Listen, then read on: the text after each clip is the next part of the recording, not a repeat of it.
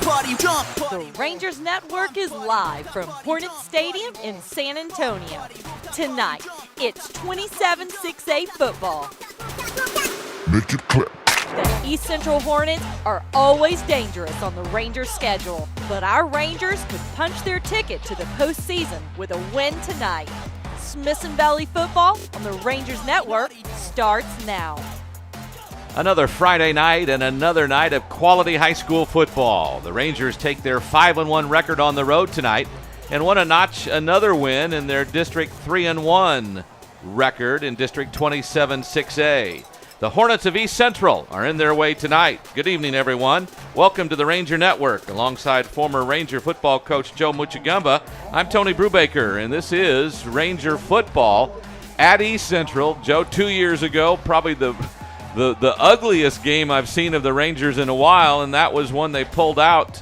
This is a game that they should win, but every game has its own ebbs and flows, and this should be a good one. Yeah, you never know what's going to happen, especially this year with different teams having different lineups week in and week out. As you watch tape on them and things, you wonder where are these kids. Well, there's no doubt it's being affected by by COVID. Kids being in and out and playing backups, but it's a big game tonight for Smithson Valley, and of course for East Central too. But Smithson Valley can get something done tonight if they can pull it off.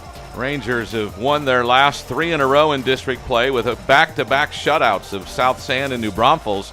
East Central, by the way, has not had much success. 1-5 overall, 0-4 in district play. They've lost their last 3 games in district, giving up 54, 48, and 45 points. This is a team that has struggled offensively, and we see tonight their quarterback, who got hurt a couple of weeks ago, came out for warm-ups, but Caden Basanko may not end up playing. Yeah, he was out talking to coaches before the ball game. He was warming up before last week's game. Not warming up, but he was moving around with the boot on. Well, tonight he actually went through warm-ups and did some things, but Coach Hubbard doesn't have him listed on there too deep, so I don't know if he's going to start or if he's just trying to get back in the flow of things.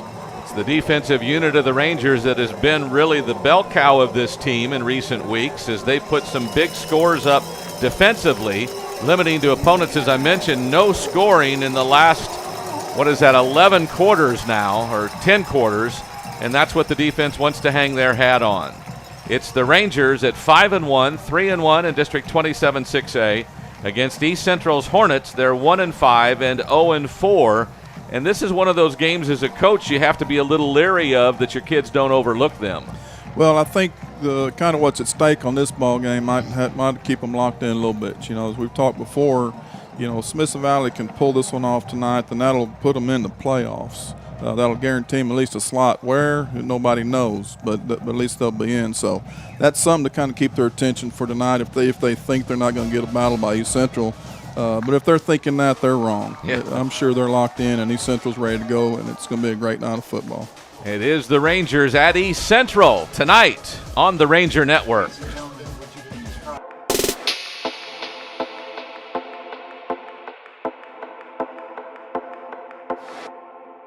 Tonight's broadcast on Rangers Network is brought to you by GVTC, Ferris Orthodontics, Smoky Moe's Barbecue, Fisher's Market, Sage Capital Bank,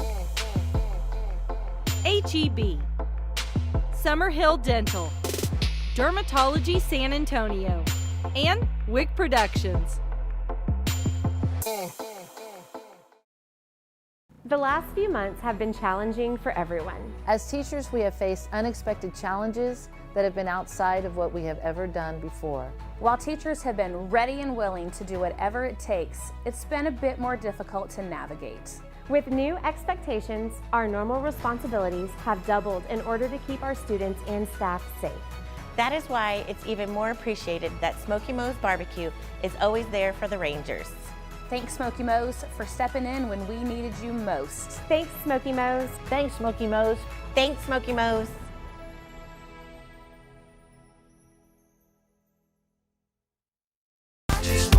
A whole lot of things have changed over the past few months, but some things have stayed just the same. Here at Smithson Valley, we are still making your kids smile. You may not see that as easily with those masks on, but those smiles are just beneath. And when all this passes, and it will, you'll really be reminded of how we just keep making them smile. Thank you for your trust and support, and get your guns up.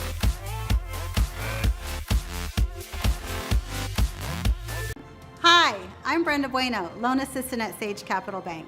We want to give a shout out to all the Smithson Valley coaches and teachers for all that they do. Go Rangers! What's your Wi-Fi score? With the GVTC Wi-Fi Score Quiz, you can determine the Wi-Fi speed to suit your needs. The techno-dexterous? Stay connected in every way. Take our quick Wi-Fi score quiz today at gvtc.com/Wi-Fi score and make sure your connection is up to speed.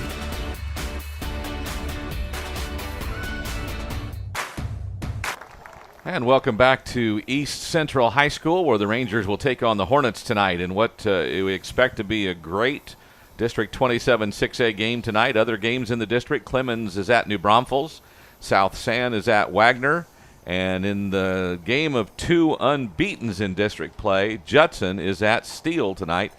The Knights are 5-0. The Rockets are 4-0 in district play. This one, the Rangers looking, as Coach Muchagumba mentioned just a minute ago, trying to punch their ticket to the playoffs, and they can do that with a win here tonight. Trey Moore, Diego Hamilton, Luke Seminaro, and Gavin Woods, the defensive front. They'll take the field first as Smithson Valley will kick off. Malachi Lane, Darlington Frash, Toby West, the linebackers. Flores, Bowman, De Hoyos, and Montevello, the secondary. This is a defensive unit, as I mentioned. They've posted a couple of shutouts the last two games. Pretty impressive unit, and they're playing really well right now. Yeah, their defensive staff really has them playing well. They're really, really talented. You got to start there first, but they're coached up pretty well. They know what they're looking for, and they know how to execute things. The really neat thing about the defensive line is there's two non-seniors, and the linebackers, one of them's not a senior, and two of the four secondary starters are not seniors, so that returns at least five starting members of that defensive unit for next year. But we don't want to talk about next year now. It's still this year. And the Rangers will kick off momentarily. Austin Hosier, the senior kicker.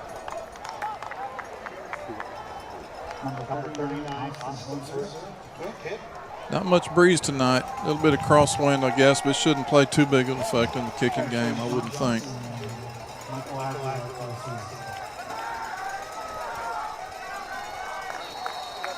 Looks like Michael Aguilar is one of the deep Hornets. Kickoff will go to deep and left. Fielded there just near the goal line. Up the right hash. Brought down by a crowd of Rangers right around the 21, and that's where the Hornets will start 1st and 10. As I mentioned, their 3-year starter at quarterback, Caden Basenko, is not expected to play today. We'll see who comes out. It could be Kristen Vela. That's who it is. And he's a senior at 5'9", 165 pounds. They've got two tall receivers. Anston Bryant Kelly is 6'5" and 200. Jack Stewart, 6'4", 205. Handoff, and not much room. I believe that was Lott. Brought down by a couple of Rangers, including defensive end Trey Moore. Yeah, they got wide out each way. Looks like they're going to try to load up the backfield right now. Put three of them, three backs in the backfield, and just try to mash them a little bit. Juan Hernandez is their leading ball carrier with 60 carries for 222 yards. They've got a back to either side of Vela and one behind him.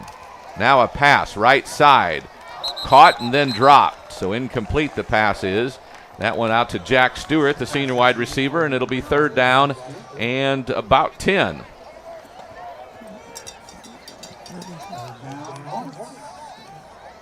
Maybe a long 9 as the ball is spotted. It's got Montalvo and Flores at corners. They're going to have their work cut out for them tonight with those big receivers. Yes, sir. Vela wants to throw again, looking for Stewart. This time it's caught short of the 30, so it'll be short of a first down. Good tackle on the play over there by the secondary, including Montevello. And the Rangers will stop them, forcing a fourth down in about 2.5 or 3. It's a good job of laying off of them and letting them complete it and rally up and make the tackle short of the first down. That's really what you're looking for is a ball right now. Ball spotted at the 28.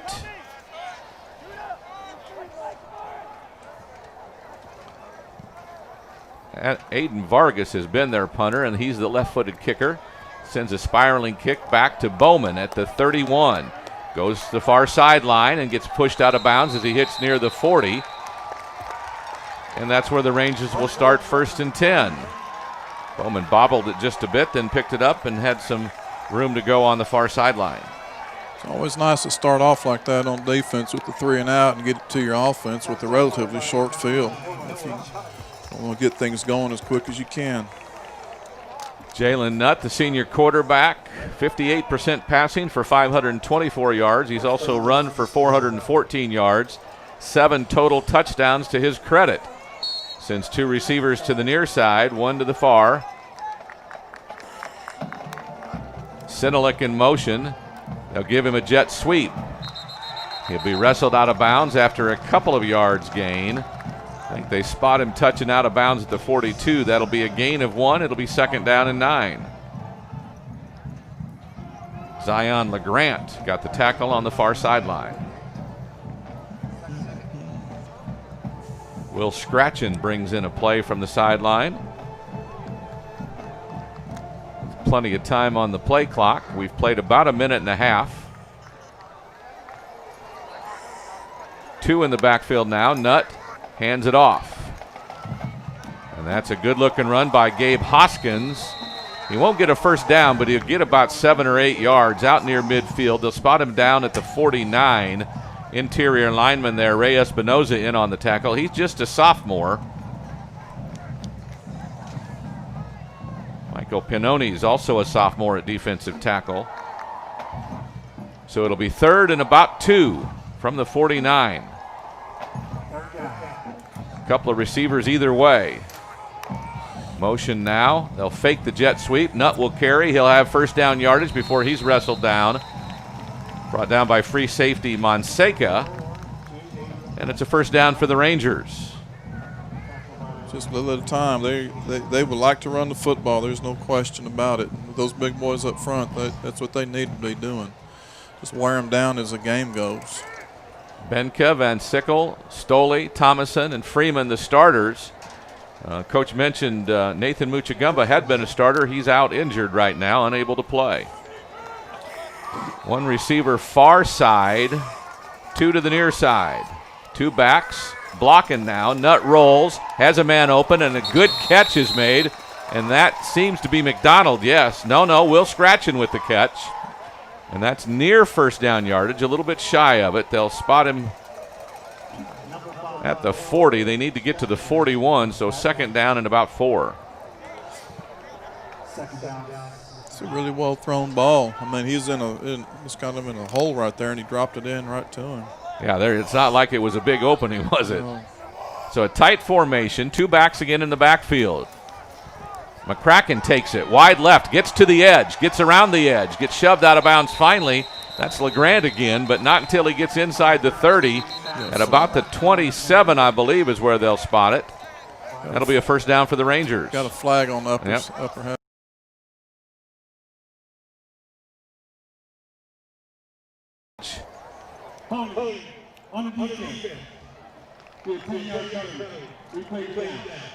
So a holding call. Wipes away a first down run of about 15 yards. So instead of 2nd down and 4, it'll be 2nd down and 14.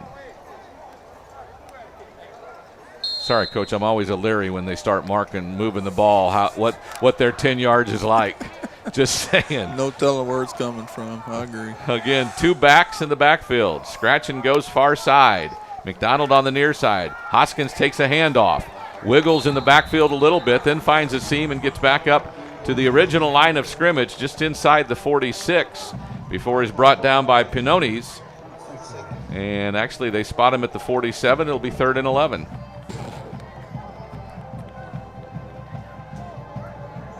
Be interesting to see if they don't pick this up, what they do. They go for it, they're going to punt them back. Coach Hill's thinking. So 3rd and long, Nutt in an empty backfield. 2 receivers either side. He's rolling left, has some pressure, and gets knocked down. What a great looking play by someone who's not even on their depth chart. That's a running back. That's Juan Hernandez, who plays running back. He gets the sack of Nutt, bringing up 4th and long.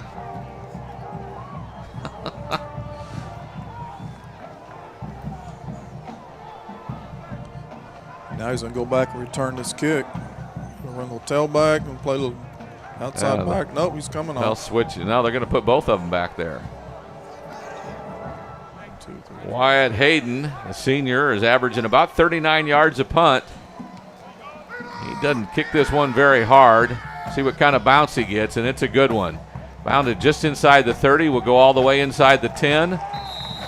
Mark it a punt of 51 yards with no return. Boy, does a nice job of that little rugby punt, doesn't he? Yeah. It's hard because it doesn't give you much of a chance to field the thing. Right. And before you know it, 3rd down on you, and it's rolling. And that's what he's done the best thing all year is nobody can return it because most times that one's a little higher than a lot of them. Correct. Most of them have been more line drive with the roll. This one a little higher that again had the spin to give a good bounce. So East Central has the ball again. We've played about 5 minutes and 10 seconds so far in this first quarter here at East Central. Vela hands it off. I think that's Lott. Get a couple of yards. That's Trey Moore from the backside running that down. And we know he can make some plays, can't he? He does all the time. They'll get it out to the 13. Running back has his number kind of tucked up and back. It's either 26 or it's 28 there from the front. So that is Tatey and Lott. Vela, shotgun snap. Gives it to Lott again, going right. Has a seam. Gets out near the 30, or the 20, pardon me. I have to see where the yard markers are to see if he has a chance. They're saying 3rd down, so. He's about a yard short. They mark him at the 18. He had just a little seam there as he got to the edge. Ended up getting 4 or 5 yards. So 3rd and maybe 1.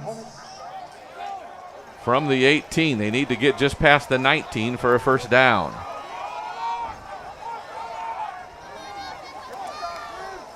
And he's hitting the backfield but breaks the tackle and gets a 1st down.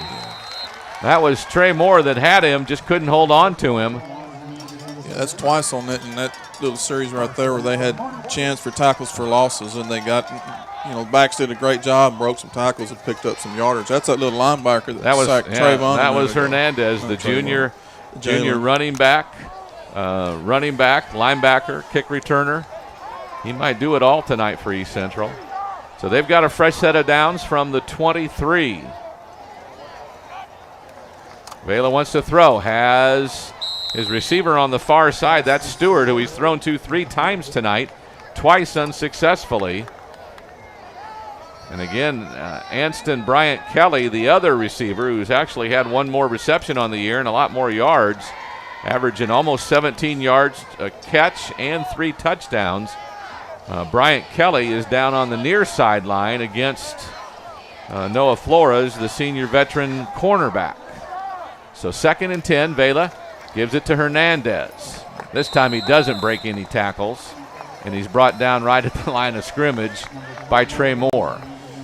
Looked like it might be East Central might be trying to set up a little stop and go. They keep throwing it to number 11 up there short on the little stop. And they're going to pump him here in a minute and send him deep. I'm sure they're well aware of that. Is that Montalvo up there? Should be, yes. Yeah. He's done a good job for him this year. So 3rd and 10 from the 24. And they jump, so it'll be 3rd and 15. Somebody wanted to go after the defensive line in a hurry.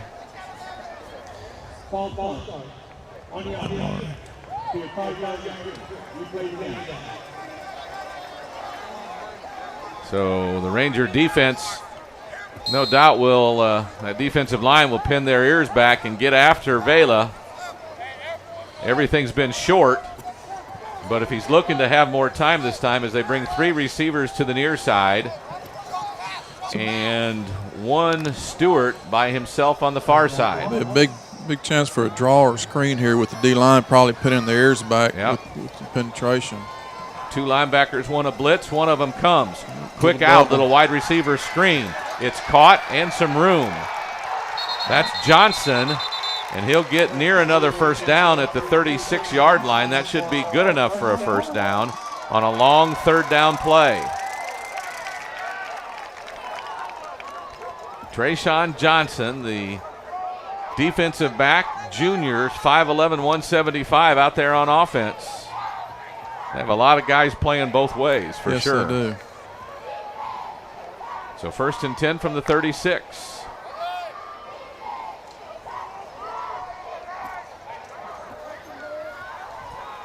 Vela has 1 setback beside him. Little jet sweep action. That looks to be Lott. He gets about 8 or 9 yards before he's tripped up.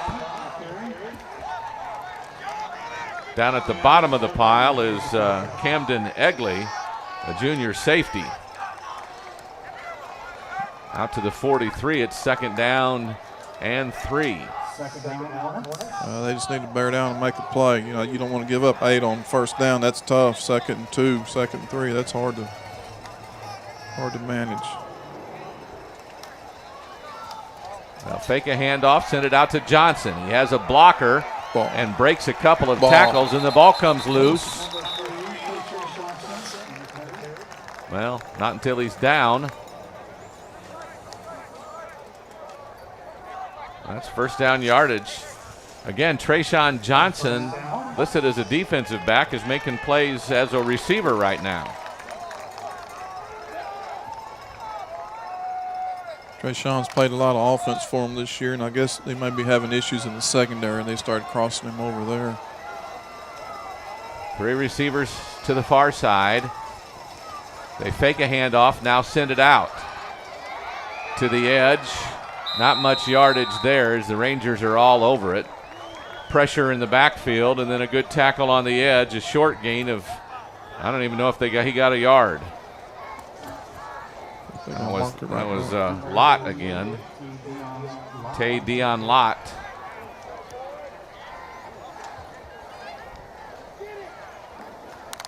So the same format now. 3 receivers near side, 1 to the far. 1 back in the backfield. Vela wants to throw. A little stop and go. Stewart down the sideline, overthrew him. Bowman had coverage deep. Ball thrown more out of bounds and over his head, I think, than anything. Yeah, they're doubling them up on there. Smithson Valley is playing a lot of their 3-down defense tonight. I think that's to maybe try to help 3-down linemen. 3-down linemen, yeah. 3 guys down and 3 backers. Yeah. Try to help on those receivers out there. Montalvo was underneath that on the stop and go, and then Bowman rolled over the top of it, which played perfect. So 3rd and long again. They'll fake the handoff. Vela will keep it straight up the middle. Dragged down from behind. Seminaro got him short of a first down at about the Ranger 43.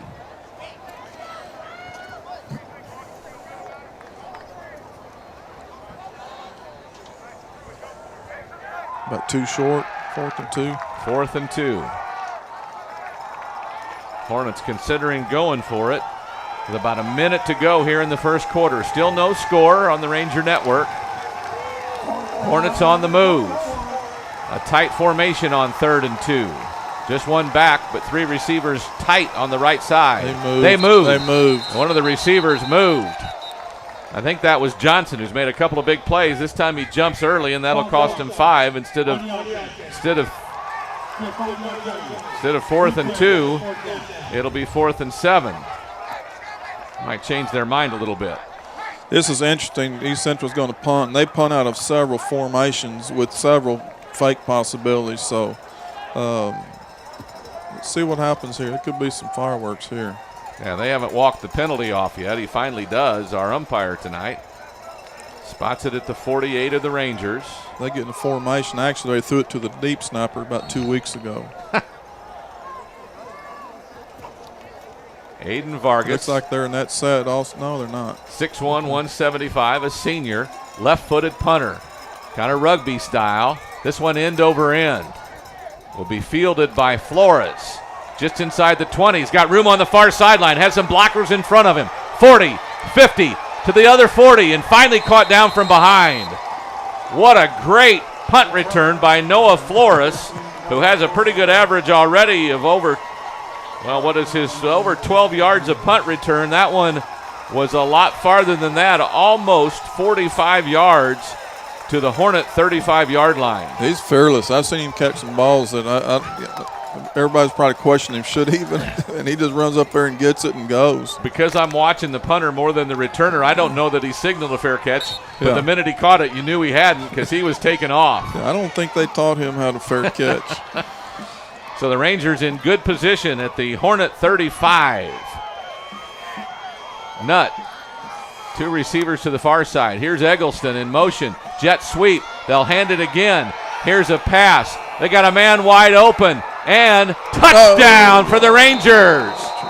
That's the backup tight end, Dylan Domel.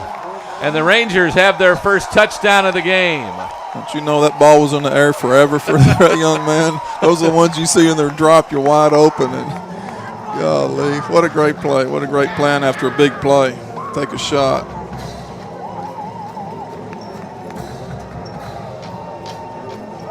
That was Sinalik, who's carried so many of those jet sweeps. He was the guy that threw that ball. Chase Sinalik, a sophomore. Here comes the kick. Good snap, good hold. Hosier's kick is up and through the uprights. And as the quarter comes to an end, the Rangers get on the board by a 7-0 margin. We'll take this time out. The Rangers up 7-0 on the Ranger Network.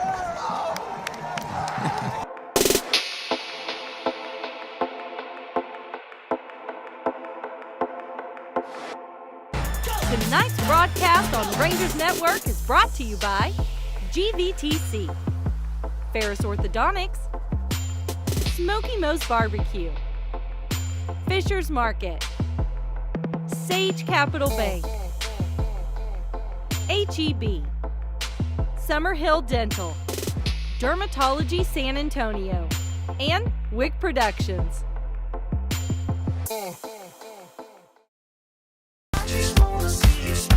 A whole lot of things have changed over the past few months, but some things have stayed just the same.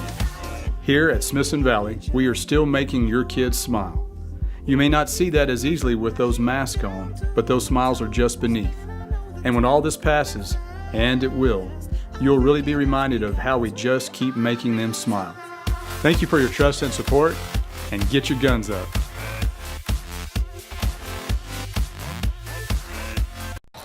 The Rangers will come out and kick off, but let's look at the matchups coming into the game. The Rangers obviously 5-1 versus 1-5. Total yards, Rangers with about 600 more.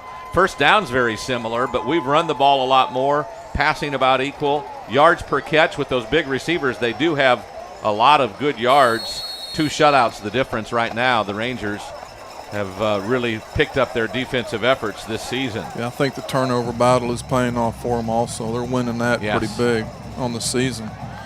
Kickoff will be fielded by Johnson inside the 10.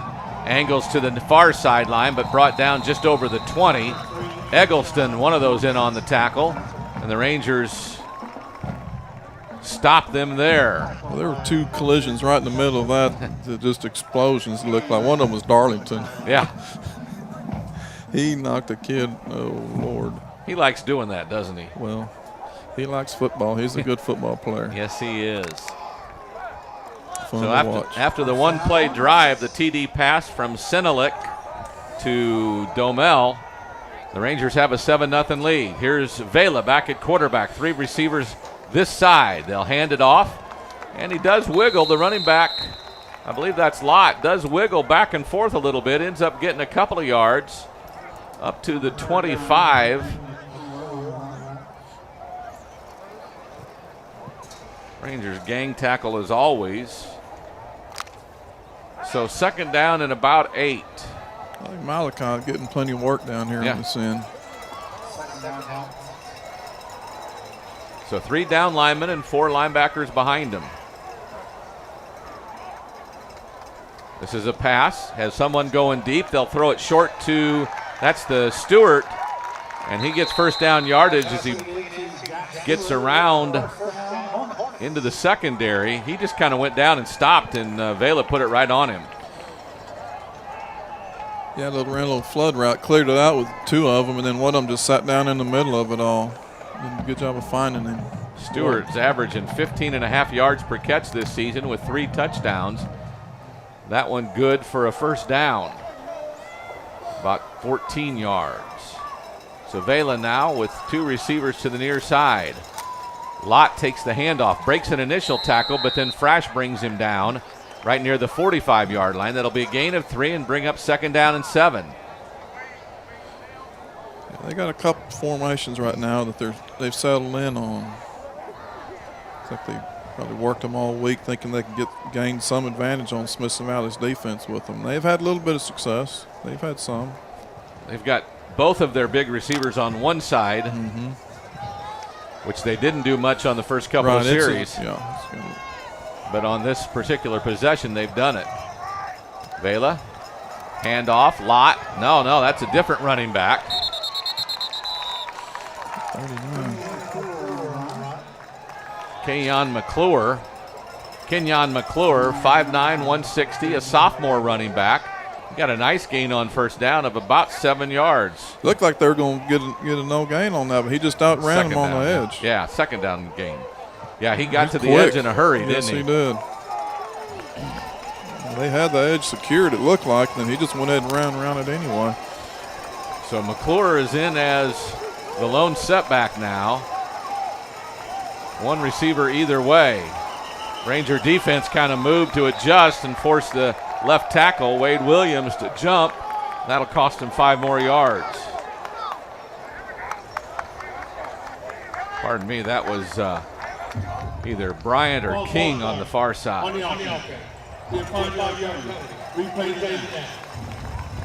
So instead of 3rd and 3, it's 3rd and about 8.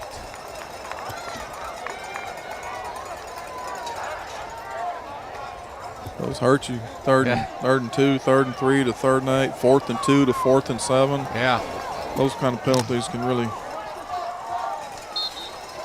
Rangers stay with their 3 down linemen set. Both tall receivers are to the far sideline. Vela wants to hit one of them. Has some pressure and then gets sacked. Oh my, Moore got there first. And then that was Nathan Herring that came in and cleaned it up. Yeah, quarterback drew the throw and Trey left his feet and kid pulled it down and then got whacked by Herring coming up the middle. So a sack of Vela brings up 4th and long. And the Hornets are going to have to punt.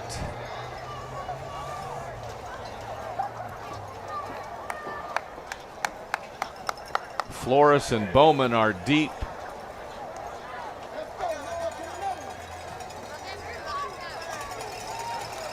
The left-footed kicker sends a high end-over-end kick that sends Flores back inside the 15.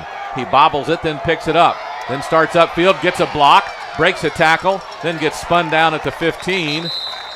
As Noah Flores, fearless is the word to use. That ball, he was lined up in front of the 25 and caught that inside the 10. That was a heck of a punt. So that punt really sailed of almost, that was about 54 yards on the punt and about 6 on the return with a bobble. So the Rangers don't have great field position, but they'll start 1st and 10 from their own 15. 8:48 to go in the second quarter. Rangers up 7-0.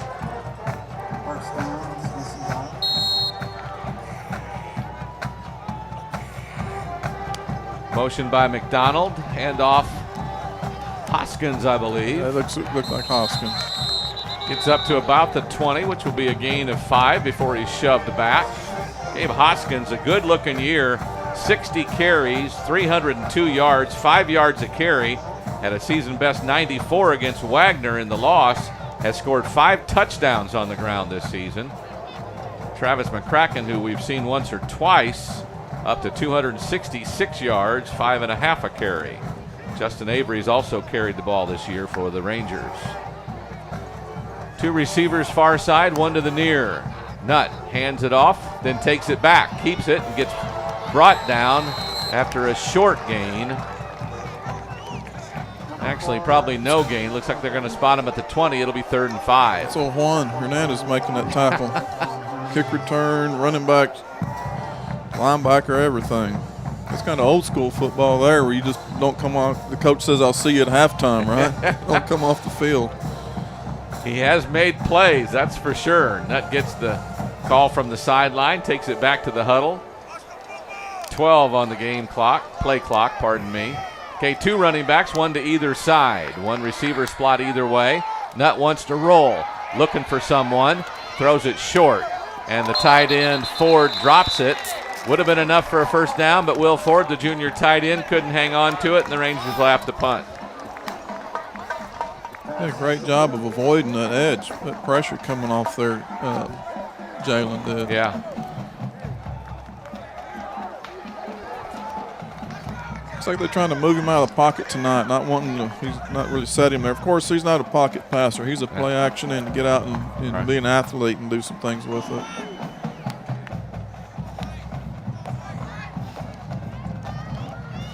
Wyatt Hayden sends this one low, and it bounces out of bounds. Didn't get the kind of roll he wanted on that one. It'll be spotted right around the 40-yard line. So about a 25-yard punt on that one. And now the Hornets have good field position with 7:12 to go. Smithson Valley's kind of lost field position on those last 2 possessions and punts. So it gives East Central the short field. It's about time for a turnover here. Ranger defense.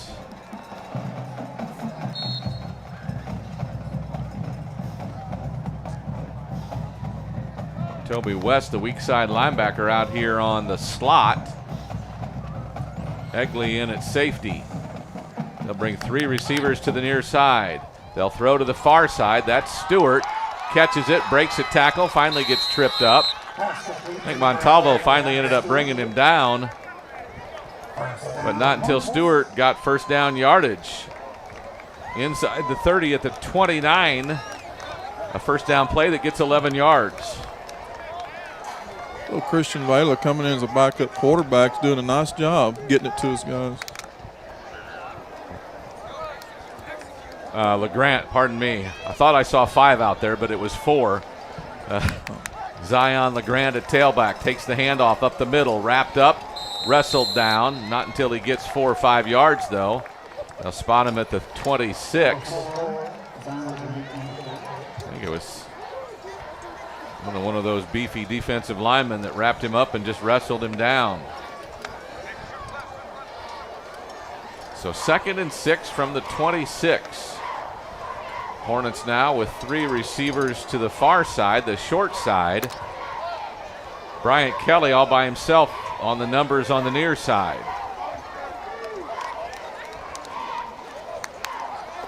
Vela wants to throw it long. Bryant Kelly loose in the end zone. Did he keep it in time? They'll call it a touchdown, and the Hornets are on the scoreboard.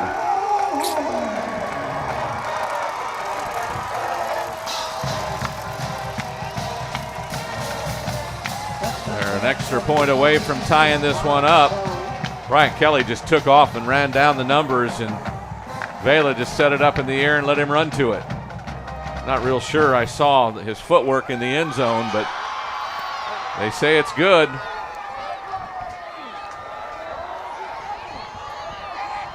Noah Chavez in for the extra point. The snap is low, but he kicks it after a good hold, and we're tied at 7-all. We're tied at 7-all. The Rangers and the Hornets. 5:48 to go in the second quarter. We're back after this timeout on the Ranger Network.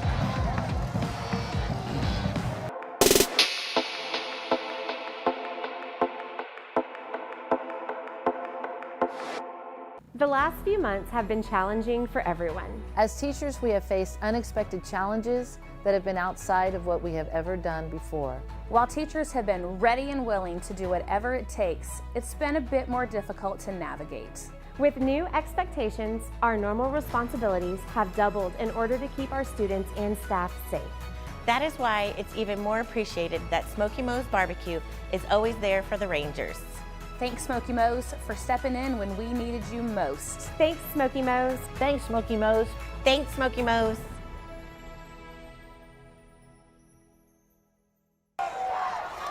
By the quarters this year, you can see the graphic.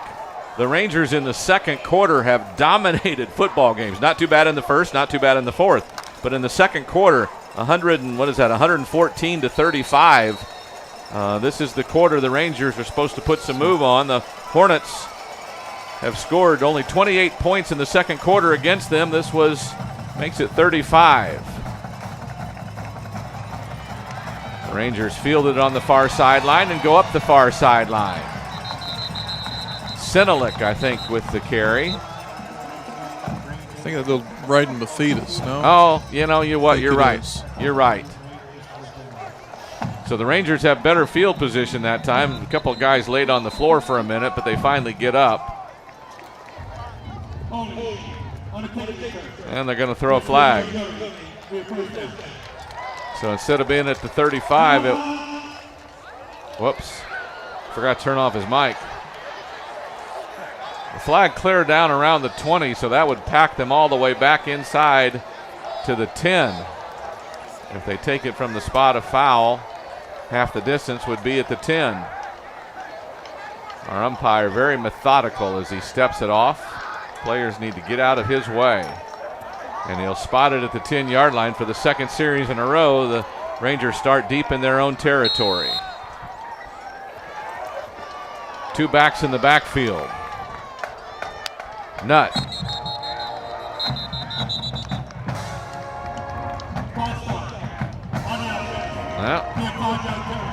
Well, they're no longer at the 10. Now they're at their 5 after a false start. Rangers doing their best not to shoot themselves in the foot. But right now they're struggling with that. So 1st and 15 from the 5-yard line. Nutt gets a couple of different receivers in. So 2 receivers to each side now, an empty backfield. The jet sweep fake, Nutt will keep, has some room, has a couple of men to beat, gets back out to the 10. So he tried to split them. Kind of figured when they went empty he was going to carry it. Yeah, just try to get out of your own end zone maybe. Picked up 5 of the 15, so that's not bad. Or 6 it looks like. Yeah, they almost gave him 6, so 2nd down and 9. Nutt comes all the way to the sideline. Gets the play call and takes it all the way back. That's a young man who's in shape because he's been doing that all year long. 3 receivers to the far sideline. 1 back in the backfield. Nutt hands it off. Hoskins angling right. Gets about 4 or 5 yards. One of our offensive linemen's doing a pretty good job of burying people. James Etheridge that time took a pass rusher and just put him on the ground in a hurry. So a gain of, we'll call it a gain of 3 to the 14. So 3rd down and about 6. Not all the way to the sideline. Play clock under 15. Are we going to call a timeout? We do. About 4.5 minutes to go. Rangers will call a timeout. We'll keep it here. Okay. The series, this has been an impressive series. Smithson Valley in 9 games. Smithson Valley is 9-0. The Rangers won last year by the score of, well, let's look at it. 9-0 through the years. We'll go back as far as 20-16 when the biggest motion, or the biggest score, 65-6, really took a bite out of them. 2017, the Rangers put it to them, 54-0. 2018 is what I'm talking about. Last time we were here, this was a nail biter. It was closer than 30-13, but the Rangers pulled it out late. That was a great catch there. And then last year at home, 45-13. The Rangers again have dominated. The last 6 games have been over the last 6 years. And over that 6-year stretch, the Rangers' average score is 51-9. Rangers have been dominant in this series by the 9-0 margin, but those games in themselves have been dominant. Rangers now need a big third down play. Yeah, they do. They need to make something happen right here, obviously. They need to get out of the shadow of their goalpost. They'll send a receiver on the far side, 2 stacked close on the near side. 1 setback. Now moves to Nutt's left. Nutt will roll left. And there's Hernandez. Almost got him. Nutt gets away. Wanted to throw it away.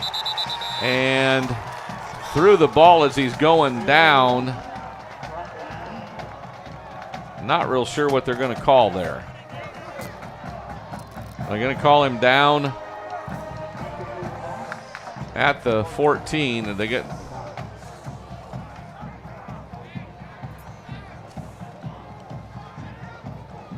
It's 4th down. Yardstick still says 3rd, but it is 4th down, and that brings out Wyatt Hayden, pardon me.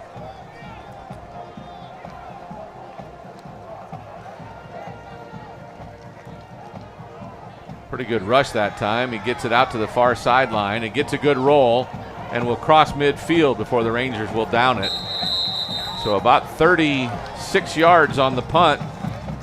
Hornets still in good field position at midfield with about 3.5 minutes to go. So we'll see what happens here. I mean, at some point you got to assume right now they're going to take it and air it out again, wouldn't you say? I would think that's what they want to do. I think that at this point they've probably figured that Vela can have enough time to throw it that far if they do enough other stuff. And it's not like their offensive line has been a quality unit this year, but right now they're blocking good enough on pass plays. He doesn't need much time to catch it and just fling it up the field. That's for sure. Yes, sir. They're not reading anything. He just grabbing it and chunking it. 2 receivers either side. Vela has some motion. Johnson, jet sweep. Get a couple of blocks. Then he gets plastered at the 45, a gain of 5. Well, that was a pretty good lick by Darlington. I think I heard it all the way up here through my headsets and this glass. So 2nd and 5. Game clock goes under 3 minutes to play in the first half. Score is tied at 7-all. 2 receivers far side, 1 to the near side, actually 2 to the near side. Bryant down here. Stewart up there. Jet sweep going around left side, dragged down. That's a great play by was that West. That was Toby West who dragged him down. Taking on a block and making the play. So a gain of 1 brings up 3rd and about 4. So a big third down play for East Central. With 2.5 minutes to go in the first half.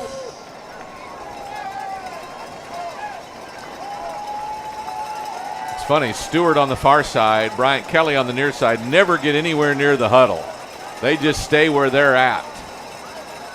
As the sign comes in from the sideline, play clock now under 10. Vela's still looking to his coaches. Wonder if they're going to call a timeout. Yeah. Play clock goes down to 2, and then they do call a timeout. So with a minute 59 to go in the first half, East Central calls a timeout. You got to think, what's East Central looking at right now? Are they going to take 2 downs to get this, or are they just going to launch it and then punt it if they don't get it? Obviously, they're trying to get as much time off the clock as they can so they don't give it back to Smithson Valley with much on it. I would say first down has to be their priority for my thought. I think that nothing, if you throw it long and it's incomplete, then you got a big 4th down of 4, and who knows if you can get that. I'd say you're right. Two plays to get a first down, and then again, you eat up some clock. You got 2 timeouts still. Right. So. Smithson Valley defense out near the hash. East Central offense huddled up near their numbers. Both units trying to come up with a big play with just under 2 minutes to go in the first half. Tied at 7-all. The Rangers scored on a touchdown pass from Senelik to Domel. And the Hornets came back. Bryant Kelly catching the ball from Vela. So from the Ranger 46, 4 receivers come to the near side. There is 1 receiver on the far side. Rangers adjust their line. A 3-man rush. They'll throw a screen out to the near side, and right there is Noah Flores, and he puts him down. So great. It looked to me like I was going to set up for a double pass. I thought that, was it 20 or 30? I thought it was 30 that caught it. Yes. Martinez. Yeah, Jose Martinez. I think you're right. When he caught it, he turned his shoulders like he wanted to. That was a lateral, no doubt. Yeah, he wanted to throw it. So on 4th and 10. Game clock moving under 1:20. They'll run the play clock down as far as they can. They might call another timeout, you think? Yes, they will. They do. Trying to inch every second of that clock off. They ran. I've seen them run 2 different fakes this year, so they're not opposed to. I think it's too obvious here. Yeah. Well, in 1:12, you wouldn't want to give Smithson Valley any life. Right here, exactly. Right, right here at midfield. Exactly. Okay. Tell him our girls volleyball is 1-1 right now. If he knows that, I can't hear him. We got a girls basketball coming up Monday at home against Kerrville-Tivy. That one's at 12 noon on Monday because of the holiday week, obviously. Ranger women's basketball, girls basketball, 1-2 on the year. The Antlers 0-3, so somebody's going to be happy after that one. Somebody's going to be happy. Ranger defensive unit, punt return unit, pardon me. Bowman and Flores will go back. Ranger volleyball's at home tonight, right? I think they're actually playing at Canyon. I think they have Madison at Canyon. Yeah, they are playing at Canyon, yes. Last I heard from my daughter-in-law, it's 1-1. Okay. So I don't know if it's changed. Vargas takes the snap, the left-handed kick. That's a booming kick. Probably ought to let it go. It'll go in the end zone, and it does. Rangers at least will get it out at the 20. Was afraid Noah was going to catch that inside the 5, and I don't think he would have. Well, let's not even speculate about that. He wouldn't have had much a chance to go very far, very fast. 1:04 left in the half. Rangers have the ball at the 20. Certainly not against their nature to march it down the field. Got 2 timeouts left.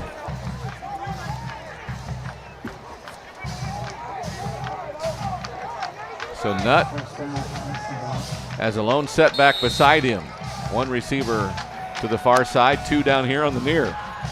They'll block as Nutt wants to scramble. Has a good room on the right. Tries to break it outside. Gets to the sideline and gets out of bounds after a gain. Well, they'll call it only 5 at the 25. So 2nd down and 5. 57 seconds to go.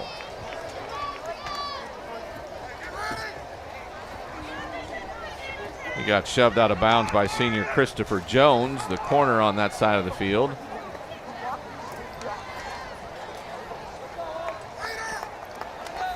Play clock at 15. 2 receivers near side, 1 to the far. Nutt takes the snap, rolls to the right. He's got a run going again. Tries to get to the sideline, gets wrestled out of bounds again by Jones. Just a short gain. Did they even gave him a yard to the 26? 5 more ticks went off the clock. Certainly first down or let some clock run. Yeah, one or the other. Certainly don't want back to them. Yeah, certainly don't want to punt. So you got to get a first down here. Well, they've got a timeout left, so they're going. If they don't pick it up, they're going to make them punt it and get at least 1 shot at the end zone. They've got a lot of guys in the box now. They are expecting a run. They jump on the first clap. Nutt hands it to Hoskins. He hits in somebody. He doesn't get a first down, though. Looks like he got met about the 30 and got shoved back.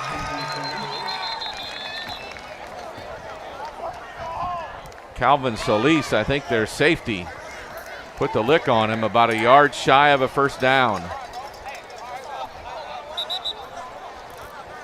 Clock stops. That's the third and final timeout of the half. Hornets call their last timeout, and with 40 seconds to go, the Rangers might have to punt unless they go for it. Yeah. So, you know, I mean, it's. I gotta think they're gonna punt it away here, unless they come out and try to get them to jump. You know, try to hard count them with the cadence, get them with the cadence, get them to jump. Yeah. I'm old school enough to know if he was up under center, you could sneak the first down here, and I'm sure you could. But since we don't do that in football much anymore, you can't do that a whole lot. It's hard to run the quarterback sneak from 6 yards behind the center. It is. Looks like one of the best plays ever. I don't think Jalen Nutt's real happy, but it looks like the punt unit's taking the field. Not a bad call. 40 seconds to go. We're tied at 7 apiece. 40 seconds left in the first half is what I mean.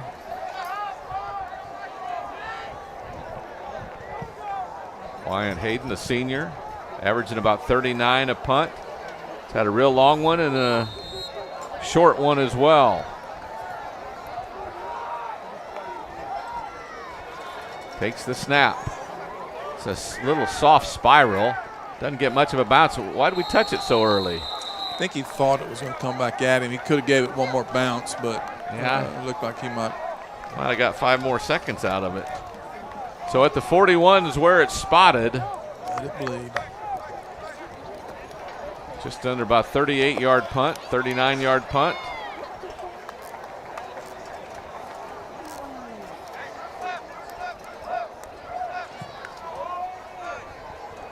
Yeah, make that about a 30-yard punt. So 1st and 10 for the Hornets. About a half a minute to go. Vela will send 3 receivers to the near side. The setback is McClure. Beside him, he's a sophomore. Vela wants to throw. Go get it. Oh, an interception by the Rangers. That is Noah Flores. Jumped the route. He saw it coming. They were just going to throw a quick out to Bryant Kelly, and Jalen Nutt stole it away.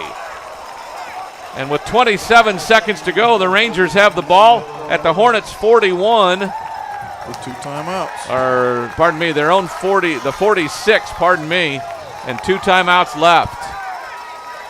That was a great jump of a route there. They were doubling him up. They had Bowman going to run over the top for the stop and go. So he was able to jump that route, and that was an excellent play. 2 running backs beside Nutt. Receivers are tight. They'll fake a double handoff, and now pressure from the edge. Nutt tries to scramble. He won't get much. Rangers will call a timeout. They blitzed from either edge. And they got to Jalen Nutt. So that's our little running back, kick returner, linebacker. Yeah, Hernandez came from the far side. Timeout. Rangers. I think. Not sure.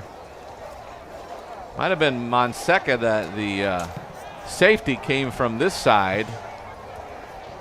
But Jalen, by the time he faked the handoff, somebody was chasing. It was Hernandez chasing him down. He avoided him initially, but then got caught by the near sideline and lost about 6. 19 seconds to go. You figure 2 or 3 plays. You got to get a big chunk somewhere to have any chance to get into field goal range. Rangers still have a timeout remaining.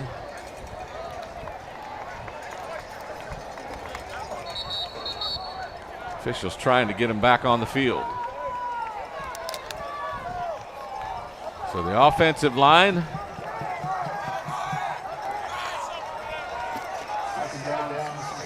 got a couple of receivers far, 1 near and a fullback near. The lone setback. They fake it to Hoskins. Here comes off the edge again. Nutt wants to throw it down the field. Has his tight end. And did he grab it? I think he did. Domel again comes down with a long looping pass from Jalen Nutt. Clock stops on a first down. The Rangers will try to get up and spike it in a hurry. Referee started the clock before they even got the ball down. That was bad. End up losing 4 seconds. The umpire had not even let the ball go when he wound the clock. So the ball at the 25, you got 6 seconds to go. Do you kick it here? They've been bringing some pretty good pressure They on have. the quarterback, so I'd be afraid you get sacked, you don't have time to Right. even call your timeout. Right. So I think you give Hosier a chance right here to put you up at halftime. Call a timeout and kick the field goal. Of course, that's me. Coach Hill. Nah, it's He'll call something here and then it's scoring a touchdown. Who knows? and you know the way they play, faking anything is difficult too, because they're all standing up. They're not keying anything. Right. They're hitting gaps. That's Right. all they're doing. Yeah, So they're all just yeah. So a fake of anything just doesn't. It's not something you can naturally achieve by blocking someone you know who will be there. we used to call all that smoke and mirrors in the backfield doesn't mean Yeah. anything because Nah. they're not paying any attention to it. So Rangers have the ball at the Hornet 25. Easy math says this will be between a 42 and 43-yard field goal. Hosier this year is 7 of 8 in field goals.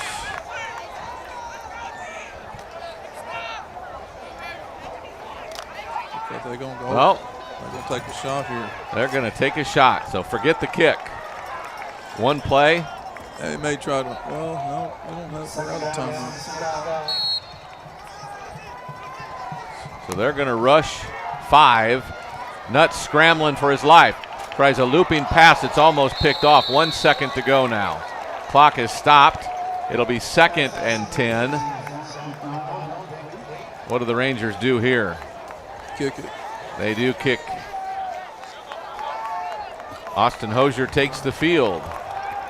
Lots of time on the play clock. 1 second on the game clock.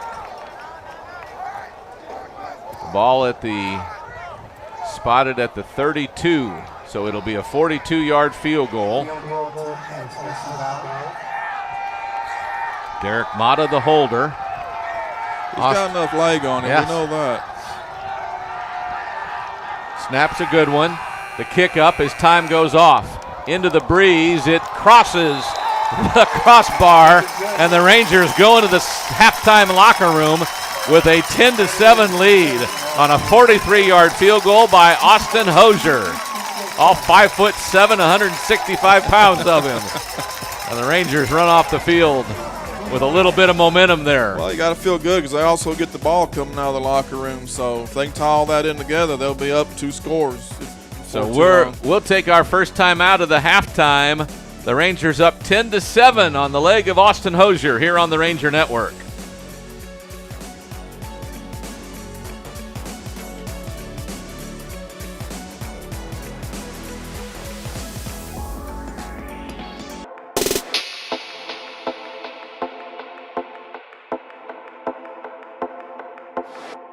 The last few months have been challenging for everyone. As teachers, we have faced unexpected challenges that have been outside of what we have ever done before. While teachers have been ready and willing to do whatever it takes, it's been a bit more difficult to navigate. With new expectations, our normal responsibilities have doubled in order to keep our students and staff safe.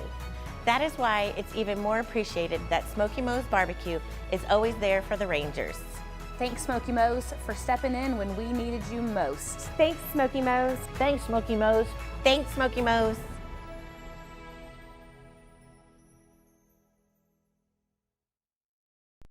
What's your Wi-Fi score? With the GVTC Wi-Fi Score Quiz, you can determine the Wi-Fi speed to suit your needs. The techno-dexterous, stay connected in every way. Take our quick Wi-Fi score quiz today at gvtc.com/Wi-Fi score and make sure your connection is up to speed.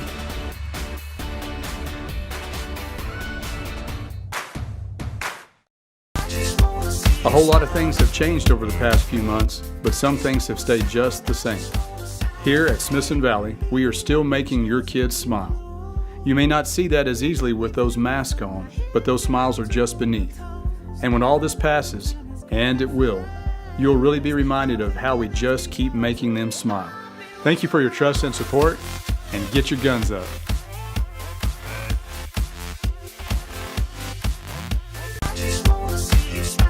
A whole lot of things have changed over the past few months, but some things have stayed just the same. Here at Smithson Valley, we are still making your kids smile. You may not see that as easily with those masks on, but those smiles are just beneath. And when all this passes, and it will, you'll really be reminded of how we just keep making them smile. Thank you for your trust and support, and get your guns up. And we're back at East Central where the Rangers lead at 10-7. This summer, Coach Hill caught up with a couple of former players by the name of Trayvon and Josh. Figure out who they are as you watch this on the Ranger Network. As we look forward to the 2020 season, Rangers Network is celebrating the 45th anniversary of Smithson Valley High School football by taking a look at monumental plays throughout Ranger history that form the building blocks that shape our foundation for success and weave the tradition that is Ranger football. Head coach Larry Hill has reunited the coaches and players to relive the magical moments one more time. Get your guns up for the year 2015. The 2015 season, which ended in a quarterfinal trip for the Rangers, took us through a third-round game against the Harlingen Cardinals. Last Saturday in November, we traveled to Corpus Christi, Texas to battle the Cardinals, and they brought a huge crowd. We brought a huge crowd. There were a lot of people in the Buccaneer Stadium that day, and there was a lot at stake. Harlingen was 12-0, so they might have been slightly favored in this game.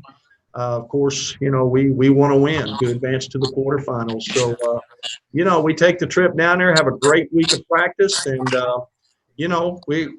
we know we have a tall challenge, but we're up for it. And two of the principal players of that day, Josh Atkins, our quarterback, who's a junior that year. Of course, Josh, thank you for joining us today, Josh. Thank you for having us. You bet. And then Trayvon Merrick. Yes, sir. Right now, Trayvon, appreciate you joining us today. Yes, sir. Thank you for having me. I appreciate it. You bet. Now, Trayvon, a little old 15-year-old sophomore in this game, and Josh is a little old junior. So, now they're big-time college players. But on this game, they wasn't. So as we go to the tape, we're going to get off to just a real even start. They got a big crowd. They're very hyped. And they kick off to us, and we get the ball. First play of the game on the 25-yard line. We're going to just start with something easy. As you can see, we'll go to the tape here. You can see the four wide receivers. And, we're just going to run all five of them down a few steps, and we're just going to hook them up. Something nice and easy right there. Just a real nice short throw here. And then, Josh, you're on here. Take us through this play. Just something easy to get us started. It was just a nice little quick game, hopefully to start the game off really well. And now remember, what are we in, the white jerseys or are we in the dark jerseys? I must have forgot this play, but we are definitely in the white jerseys. Okay, but you went ahead and threw it to the guy in the dark jersey. First play of the doggone ball game. We can't even get the fans in the crowd yet. Can't even get them seated. The band's not off the bus yet. And we're behind 7-0. Trayvon, what about this? Hey, I don't know. I knew he was going to come back out and do his thing, but to see that happen, I was like, ooh. He was just setting you up. He knew that this would set you up to make a big play later on. Josh is the linebacker, all kidding aside. He made a great play. He's trying to throw it in that void. He makes a great play and intercepts it at the high point. And obviously not the way you, I, or anyone else wanted to start the game. Or maybe Harlingen would have liked to start this way. So we're behind. We're behind from the get-go. And we trailed the entire first half. We battled back, then they pulled away. We battled back, and they pulled away. We're down by 3 at the half. And, we got to win. And so we kick off. Okay, we're going to go out and get this thing right. We kick off. They run the doggone kickoff back to the 50. So, Trayvon, something's got to happen. What Yeah. Somebody's got to make a play. You gonna make a play? Yeah, sure enough, I did. I remember in the locker room during halftime, Coach Maurer was giving us a speech about having to make a play, and get the crowd in our favor, get the game going in our favor. Now, was he talking in a real high, squeaky voice to make a play? Oh yeah, you already know. You know how it is with Coach Maurer. I can hear him talking right now, but let's watch you make a play. First play, half. There you are down here at the bottom of the screen. You're matched up with their wide receiver. Why are your eyes inside? Tell the audience why. Well, I'm reading the quarterback. That's what we were taught when I was there. So I read the quarterback. I read his hop step. Right. And I knew as soon as the hop step came, I knew it was going to be quick. And so I just trusted my read and just broke on the ball, and the rest took care of itself. You bet. So they had led the whole game, and in one play in the second half, they're behind. I mean, just a huge momentum play. Great coaching by Coach Maurer. Obviously, a great play, great instincts by you. Let's go to the end zone. We get a better look at it. There's their quarterback. You talk about quick game. Josh, bad night for quick game? Very bad night for quick game. Yeah. Maybe some double moves or something. Yeah, maybe the quick game was backwards. Your quick game got a touchdown for them, and their quick game got a touchdown for us. But anyway, Trayvon undercuts it right at that point right there. And, of course, not only is he gone, and not only do we have the lead, but you can see the energy on the sideline and feel the energy in the stadium. I think we've got one more look at it here, just from a close-up view. Got about a 7-yard cushion. Trayvon, you kind of maybe baiting him into thinking they can throw short? Kind of, yeah. Yes, sir. Yeah, I was kind of holding back. And then as soon as I saw his hips turn towards me, I just kind of broke on it. There it is. Yeah. Rangers are ahead. So we got them now, right? We finally got the lead. We got them. This game is over. Only it isn't. Harlingen keeps battling back, and the game keeps going back and forth in the second half. We have an 8-point lead about midway through the fourth quarter, so they're still still a one-score game, but we're down in the red zone, and we've got a third down. We're going to bring Matt Sandoval onto the show now. Matt, thank you for joining us. I appreciate you being here last show and appreciate you coming back. Thank you for having me, Coach. Appreciate it. You bet. You and Josh, let's go ahead and put this game away. Of course, we go through a false cadence. We're looking at the sideline. New play coming in. What's this play going to be, Josh? What are we fixing to do? Double move. You can see that we checked with the sideline, and there's a very aggressive nature from the defense. So it's a beautiful call because there's no help deep, and Matt's going to win. Matt, you're on the right. The Cardinal cornerback's on the left. What are you thinking right here when the call comes in? I'm thinking, hey, set him up inside, release outside, beat him deep. Josh's going to place it perfectly in my hands. We're going to get that touchdown.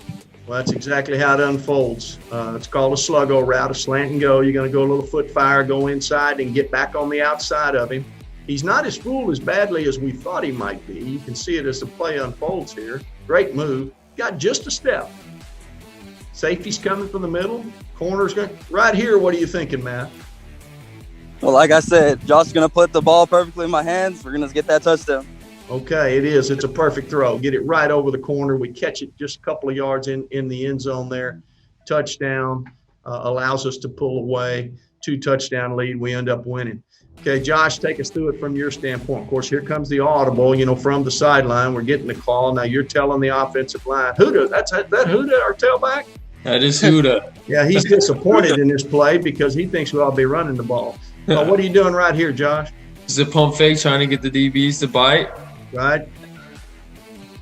And then right here, I'm thinking, yes, sir, give him my receiver a chance. He can do some special things, and that's exactly what he did. Can't throw it any better than that. Just over his outstretched arms, right into Matt's.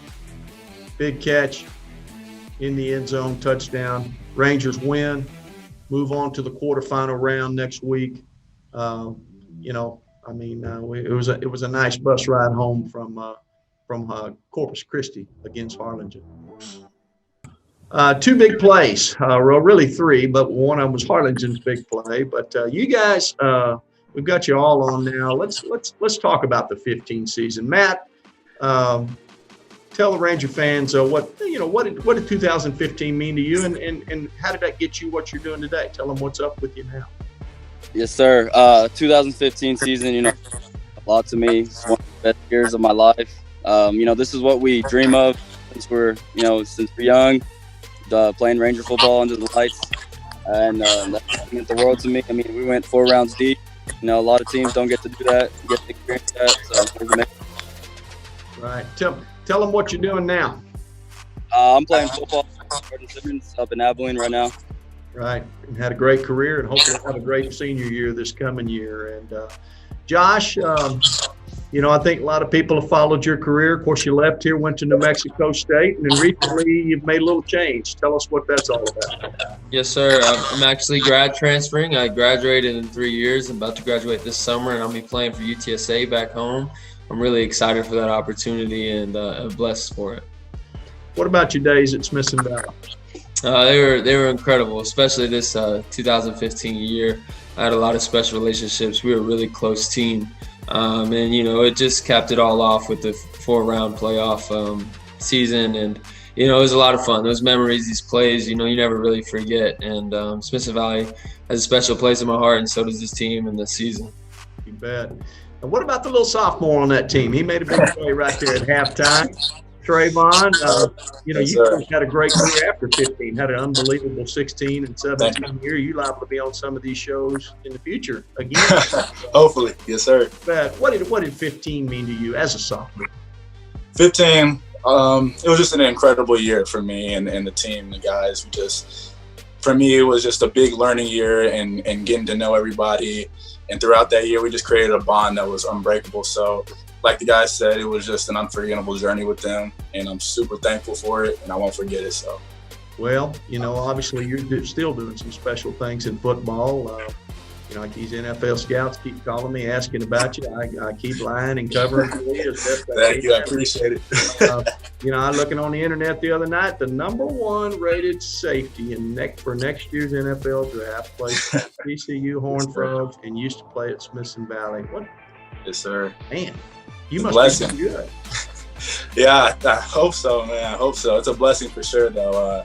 I kind of try to keep level-headed, but definitely a blessing to see my name, as one of the top players. So yeah, we look forward to continue watching you at TCU first, but we're really appreciative of you and all of you guys and what you did for Smithson Valley football and continuing to be examples for our current players who need role models. And I can't think we've got a bunch of them, but there's 3 good ones here. So thank y'all for joining us today. And Ranger fans, 2015, great memories in that 3rd round down there in Corpus Christi. So thanks for joining us, and we'll see you next time.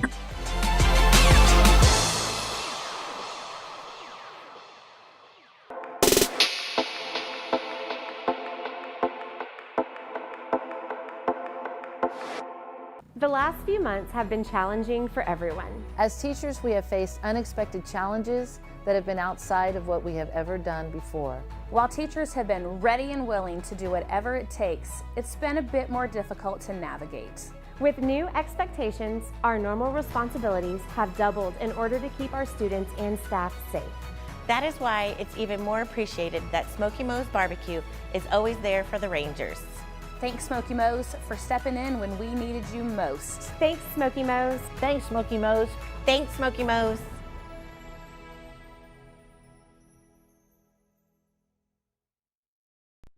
What's your Wi-Fi score? With the GVTC Wi-Fi Score Quiz, you can determine the Wi-Fi speed to suit your needs. The techno-dexterous, stay connected in every way. Take our quick Wi-Fi score quiz today at gvtc.com/Wi-Fi score and make sure your connection is up to speed.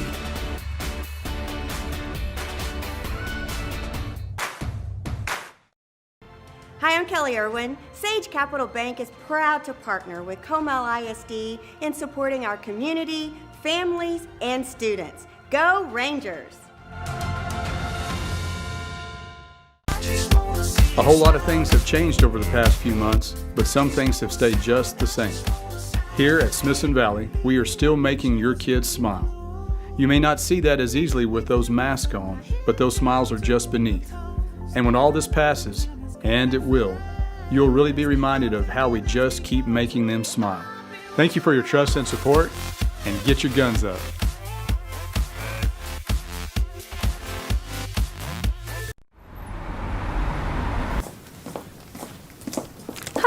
I'm Donna. I'm so excited to welcome Dermatology San Antonio to Smithson Valley. I think we made a great decision. You know, you have a beautiful office, but I brought a few things that I think you're really going to like.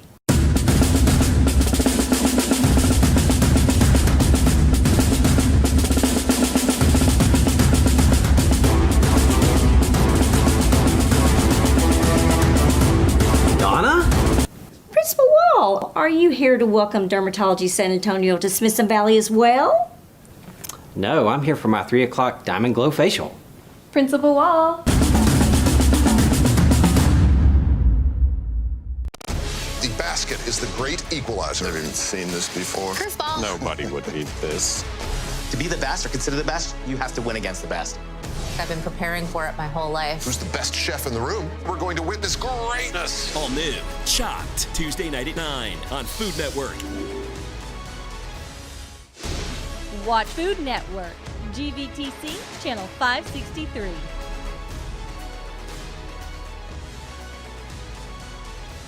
I'm Dr. Matt Bayless with Summerhill Dental.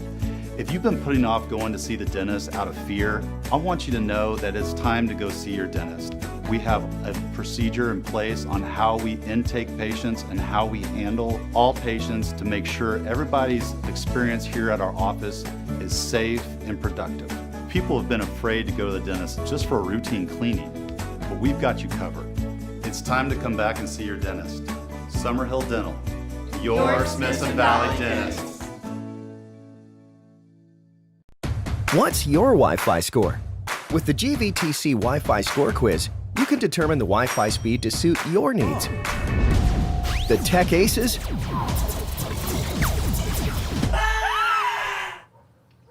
Well, they're on another level. Take our quick Wi-Fi score quiz today at gvtc.com/Wi-Fi score and make sure your connection is up to speed.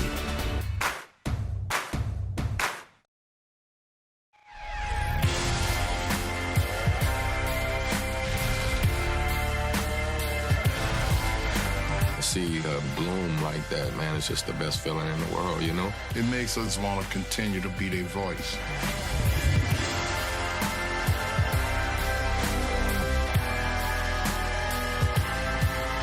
Watch Animal Planet, GVTC, Channel 552.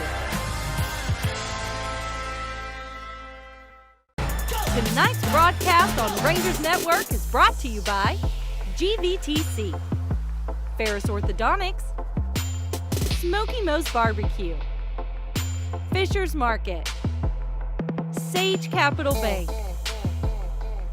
HEB, Summerhill Dental, Dermatology San Antonio, and Wick Productions. Hi, I'm Brenda Bueno, loan assistant at Sage Capital Bank. We want to give a shout out to all the Smithson Valley coaches and teachers for all that they do. Go Rangers! And we're back where Smithson Valley leads 10-7 at the half. Second half will start in several minutes. Other scores around the district. New Braunfels leads Clemens 24-17 at the half. Wagner over South San 35-0 at the half. Still a second quarter score. Judson over Steele 21-10. There was one other score I saw. See if I can find it.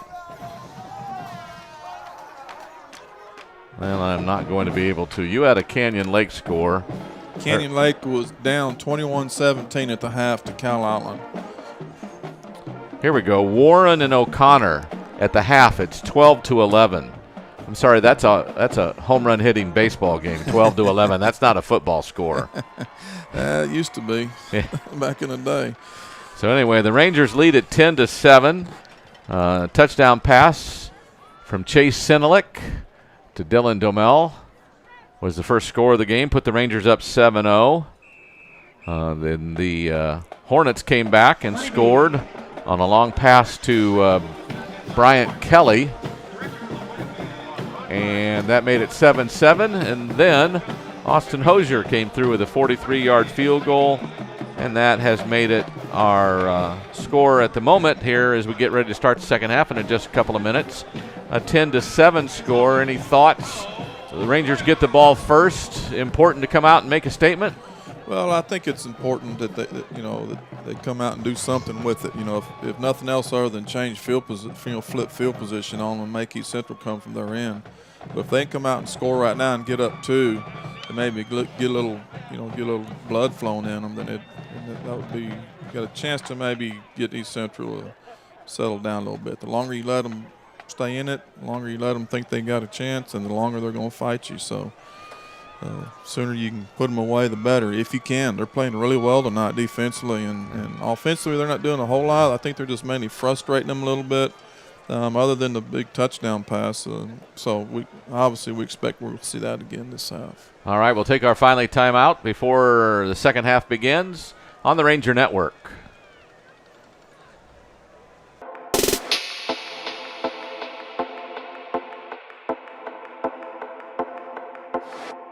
Hi, I'm Kim Acker, construction lender at Sage Capital Bank. I just want to say those Ranger cheerleaders are doing a great job. Keep it up. Go Rangers! I'm Dr. Matt Bayless with Summerhill Dental.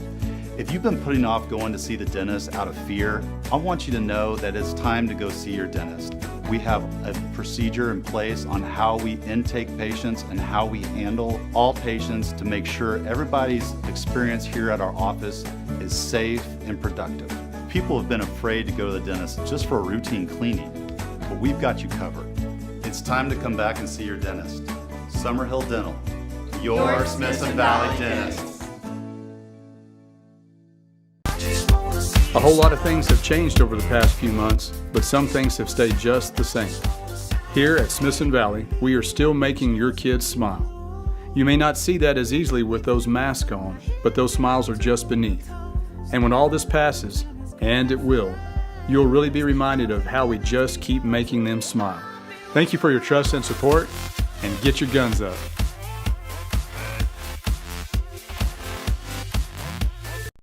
What's your Wi-Fi score?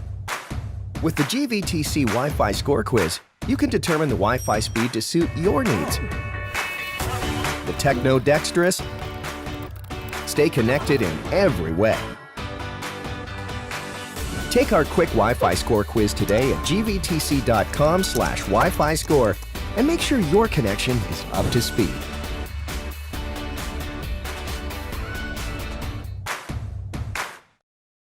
Hi, I'm Kelly Irwin. Sage Capital Bank is proud to partner with Comel ISD in supporting our community, families, and students. Go Rangers! The last few months have been challenging for everyone. As teachers, we have faced unexpected challenges that have been outside of what we have ever done before. While teachers have been ready and willing to do whatever it takes, it's been a bit more difficult to navigate. With new expectations, our normal responsibilities have doubled in order to keep our students and staff safe. That is why it's even more appreciated that Smoky Mo's Barbecue is always there for the Rangers. Thanks, Smoky Mo's, for stepping in when we needed you most. Thanks, Smoky Mo's. Thanks, Smoky Mo's. Thanks, Smoky Mo's.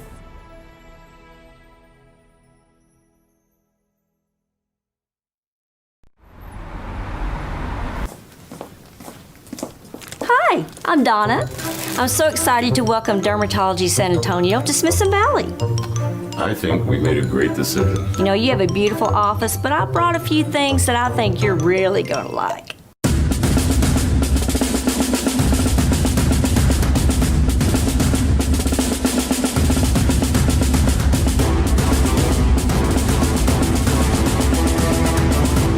Donna?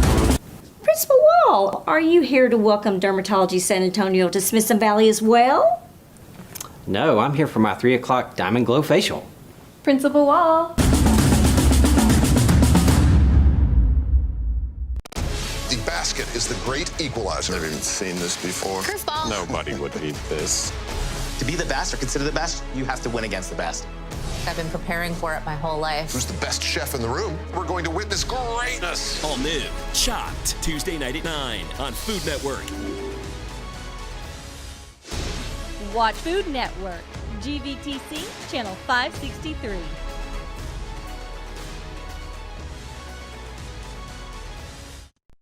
What's your Wi-Fi score? With the GVTC Wi-Fi Score Quiz, you can determine the Wi-Fi speed to suit your needs. The tech aces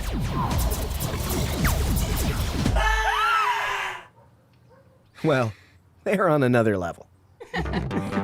Take our quick Wi-Fi score quiz today at gvtc.com/Wi-Fi score and make sure your connection is up to speed.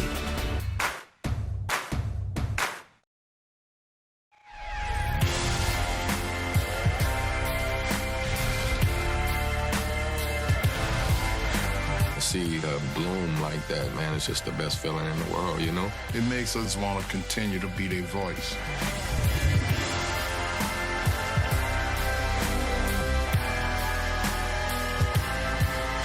Watch Animal Planet, GVTC, Channel 552.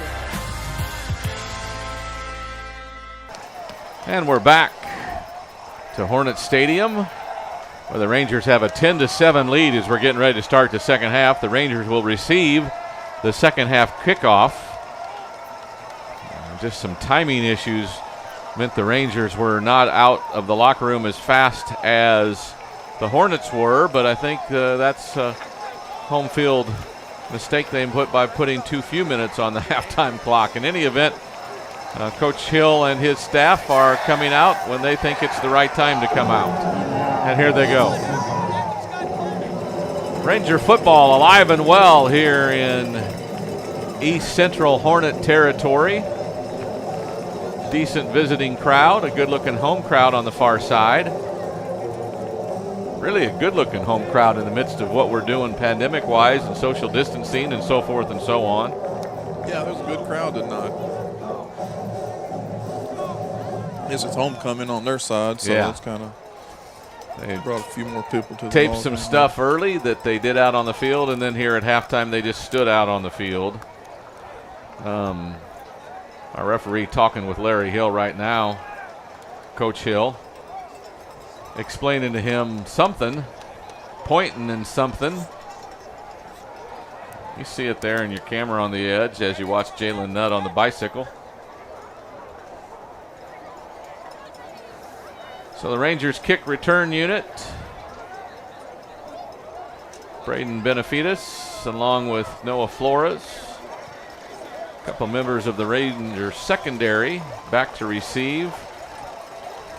The referee had left the Smithson Valley sideline and is walking all the way over now to the East Central sideline. Not real sure why he had to take whatever Coach Hill said over to the other side. I believe he still has about a 50-yard walk, doesn't he, down to the end zone? He's going to walk back over here and then walk back over there. Just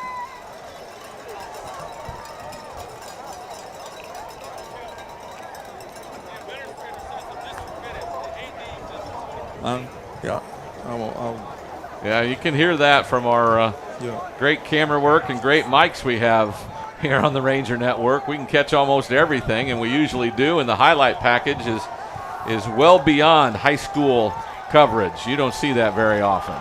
But why we're still talking about it, I don't understand. I think they're trying to maybe assess a timeout or a penalty or something. No, that's my guess, but go ahead and do it instead of just yapping about it.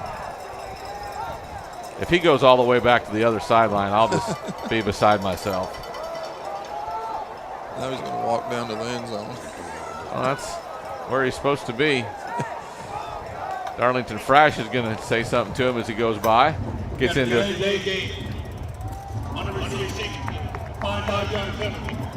They marked him off. They sure did. This won't be good. So they gave us a 5-yard penalty for coming out of the locker room late at halftime. A discussion that will go beyond this game, I'm sure. So the Hornets will kick off from their own 45.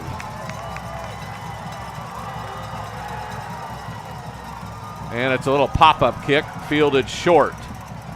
Rangers bring it up across the 35. Domel brings it up, and the Rangers will have good field position at their own 35 on a return of just under 10 yards. I'm not sure their kicker could put it in the end zone, but that's one of those you want to put down in the end zone, isn't it? You need to hammer that one if you can. The wind's kind of in his face, yeah. a little bit across, so I don't know that he could have put it down there.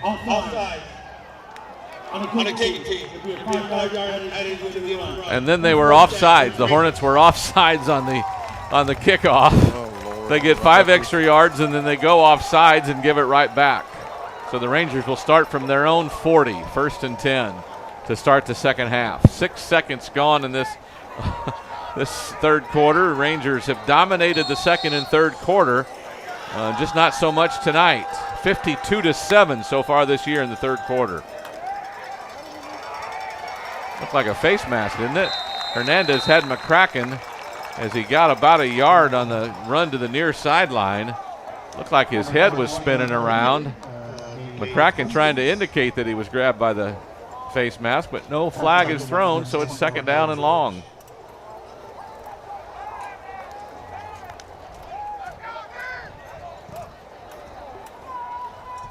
Hoskins back in at tailback. Rangers send a receiver wide to either side. There's a slot on the far side. Nutt wants to pass. Well, that's a quarterback draw. He'll get a good run out of it. Get up near the 47, a gain of about 6 before he's wrestled down. Looked like Travis Pell, their senior middle linebacker, got the biggest part of that tackle.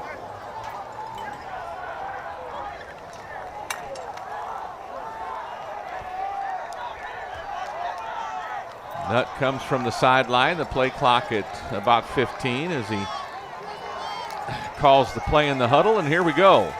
3rd and 3, a big 3rd down on the opening drive. Nutt takes the snap, gives it to Hoskins. Coming this way. Turns up, now has some room. Sideline, finally pushed out of bounds, but not until he's into Hornet territory. Good blocking ahead of him. Hoskins with a nice run to get up to the 45. 1st down, Rangers. We had a hard time getting on the edge so far, and they did a nice job of sealing it off that time. Monsika had the tackle on the sideline to get him out. Hoskins averaging just over 5 yards a carry, 5 touchdowns to his credit. 2 backs in the backfield now. McCracken gets this one. Started middle, veered left. Has some room up the middle. Offensive line got some surge. And there's a 1st down run for Travis McCracken, the junior tailback. They're starting that flow one direction and getting all the linebackers running, and then it's designed to cut back against it, and they did a really, really nice job of opening a hole on that. He did. The thing about running power type runs is those rushing ends can't bother you a whole lot. Their speed doesn't matter there. They're chasing people. Sinelik fake jet sweep. Nutt keeps up the middle, has 5, maybe 6 more. Inside the 30 to the 27. That'll be a gain of 5. It'll be 2nd down and 5. Their interior line of Panonis and Espinoza and Rosemond and Martinez getting a workout tonight. 2 receivers near side, 2 backs in the backfield. Nutt checks for the sign. McCracken, right side, off guard, gets a couple. 2 yards before he's brought down. Cornell George, a good-looking, strong side linebacker in on the tackle. 6'2", 225 junior, made the play there. 3rd and about 3. You got to think they're not going to settle for a field goal on open series here. I wouldn't. 2 downs to get this one, probably. I wouldn't think so, yeah. One right receiver either side. Nutt, quarterback draw. This time 1st down yardage. Depends on the spot, I guess, but it looks like he gets to the 22. That should be a 1st down. Well, they're going to probably look to measure it because I think he ended up putting on his left foot, not his right foot. Well, they get it anyway. At the 22, 1st and 10 for the Rangers. We've played almost 4 minutes, and their drive continues as they're really chewing up some clock. That gets the final word from Coach Hill. Get moving. Play clock under 5. Quarterback run to the right. Cuts inside of a Hoskins block. Breaks another tackle and then kind of slips and falls at the 9. 1st and goal for the Rangers.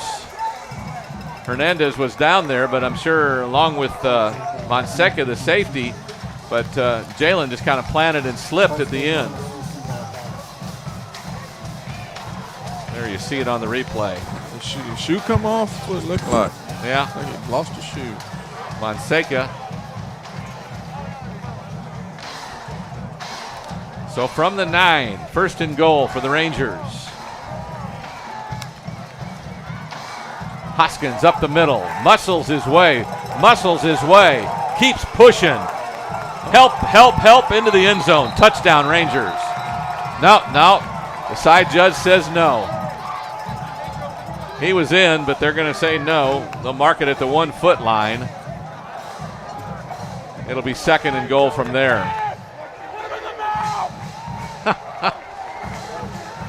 You see it on the replay. Yeah, his helmet's over the goal line, so maybe he's just short. This is where you go quarterback sneak up under center, but we don't do that anymore. My guess is Nutt will keep it. Now Hoskins, his 6th touchdown of the year. Gabe Hoskins, the junior running back, puts the Rangers up with the extra point. They'll be up 10. It's now 16-7. Kind of a drive that you think might demoralize the defense a little bit as you just chew up yardage down the field. Yeah, there's no question. Those are tough to take, because you're never in a position to get off the field in the whole drive. There was no 3rd and longs. They just methodically took it down and knocked it in. Hosier with the extra point through the uprights. It's 17-7. 6:25 to go. 3rd quarter action. We're back after this timeout on the Ranger Network.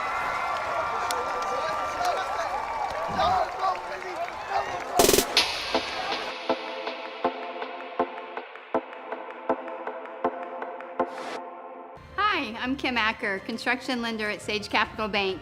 I just want to say those Ranger cheerleaders are doing a great job. Keep it up. Go Rangers!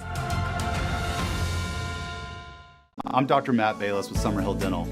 If you've been putting off going to see the dentist out of fear, I want you to know that it's time to go see your dentist. We have a procedure in place on how we intake patients and how we handle all patients to make sure everybody's experience here at our office is safe and productive. People have been afraid to go to the dentist just for a routine cleaning, but we've got you covered. It's time to come back and see your dentist. Summerhill Dental, your Smithson Valley dentist.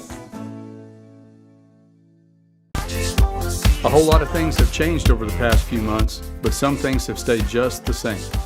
Here at Smithson Valley, we are still making your kids smile. You may not see that as easily with those masks on, but those smiles are just beneath. And when all this passes, Austin Hosier will handle the kickoff as we're back live on the Ranger Network. Fielded by Johnson. He bobbled it, picked it up at the goal line, avoids a couple of tacklers, and then gets shoved to the ground before he gets to the 20. They'll mark him about the 17, and that's where the Hornets will start 1st and 10. Ooh, that was... It's like Bowman, no? Is that Blake? Colton Shepler, one of those down on the tackle. Might have been Bowman in there as well. Austin Hosier just glad he didn't have to hit anybody. I always want to call him Lane Bowman, but that's his daddy. His daddy not near as good a player as he is. He's probably listening. I hope so. So the Hornets will send 2 receiver to the near side. They're both already out here. The huddle breaks. 2 backs in the backfield. Hernandez is one of them. Lott is the other. Vela out of the shotgun. Play clock never ran. This is Lott. No, this is McClure, the sophomore. Gets popped and gives a pop himself. Noah Flores and he collide at the 25-yard line and fall ahead to the 26. That was a pretty good collision. That was a collision.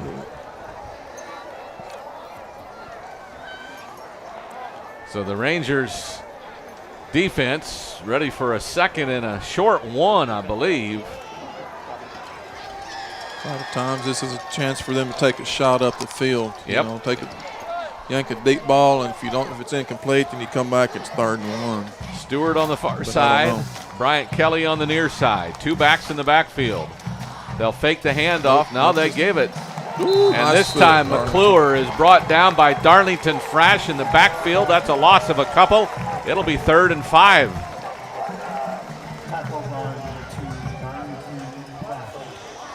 Maybe 3rd and 4. Changes things a little bit. They've got them a good good set of linebackers, Smithson Valley does, with Darlington and Malachi and Westcott is playing. Yeah. Well, they're all over the field. They are. Amari McKenzie, a junior who plays a lot as well. Mm-hmm. He's in there That's now. who's in there right now, Yep. sure is. So 3rd and 4. 3 receivers far, 1 near. Vela wants to throw.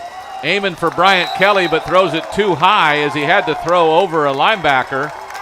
And it goes incomplete. It's 4th down. Yeah, that was Malachi, like cutting out underneath that stop route.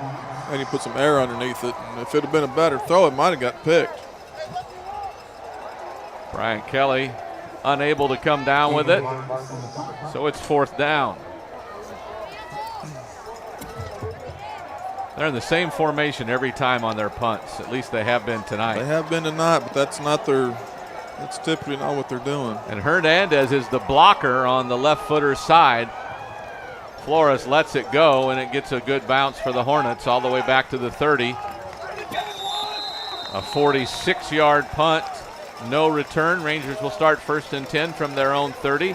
Offensive unit would like to put another drive to eat up the rest of the 3rd quarter, wouldn't they? Man, that's if you're Smithson Valley, this is just how you want to come out in the second half. Long drive, time-consuming, get you a touchdown, 3 and out on defense, get it back to the offense. If you can knock another one in here, it'll be hard for East Central to overcome that. 17-7, Rangers up by 10. A Hosier field goal at the end of the first half. A Hoskins touchdown here in the 3rd quarter. This is Avery. Tries to come right edge, leans ahead. Really had no gain on the play and leans ahead and ends up getting 3 yards out of it. Justin Avery, the senior at 5'8" and 180. His 38th carry of the season, 150 yards to his credit. Yeah, it looked like they strung that out for like a no gain, and look up, like you said, it's 3 yards plus 3. Well, Good job. he was grabbed at the 30, and he just turned his body upfield and got 3 yards out of it. So 2nd and 7 from the 33. 2 receivers topside. Nutt will keep it. Had middle looks, then bounced it out far side. Takes it all the way near the sideline when he gets bumped out of bounds there by Zion LeGrant. It's near the 1st down, but I guess a little bit short. Actually mark him out at the 38. I thought he got up near the 40, but it'll be 3rd down and about 2. Do we have a penalty? A lot of people talking. I didn't see a flag, but apparently there is somewhere.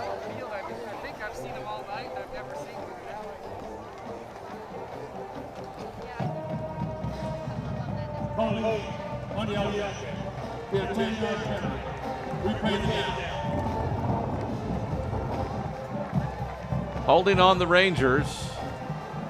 So instead of 3rd and about 2, it's going to be 2nd and probably about 17. Well, maybe not so much. Maybe 13. Unfortunate, but the Rangers will have their work cut out for them now. 2nd and long. Game clock runs at about 3.5 minutes to go in the 3rd quarter.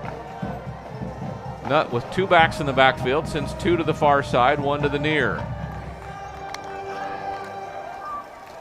Fakes a couple of handoffs and goes forward and barely gets back to the original line of scrimmage, a little bit shy of that. And their middle linebacker, Travis Pell, not letting it happen. So from the 29, it'll be 3rd and long. New Braunfels and Clemens tied at 31 in the 3rd quarter. A score update from that big game in 27-6A. Those 2 teams trying to get into the top 4, but right now just out of it. Out of the shotgun, Nutt wants to roll to his right, looking long. Has McDonald on the move. Can he get there? He got a flag and a catch. What a great catch. That was a tremendous. Zach McDonald, the junior, just held the defensive back on his shoulder and waited to the last minute to stick out his arms and pulled it in. Christopher Jones, the guilty party on coverage. That is a heck of a throw and a heck of a catch. First down for the Rangers.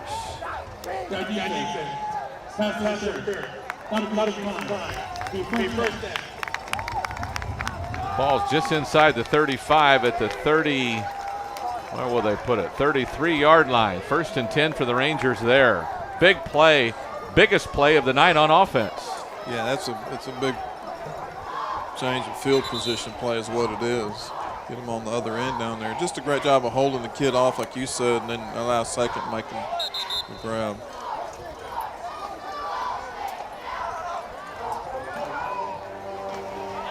Officials on the far sideline were late getting into place. Not really sure what happened there. Officials are trying to communicate.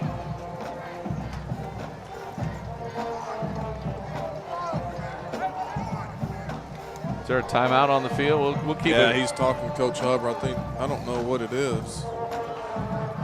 We'll keep it here as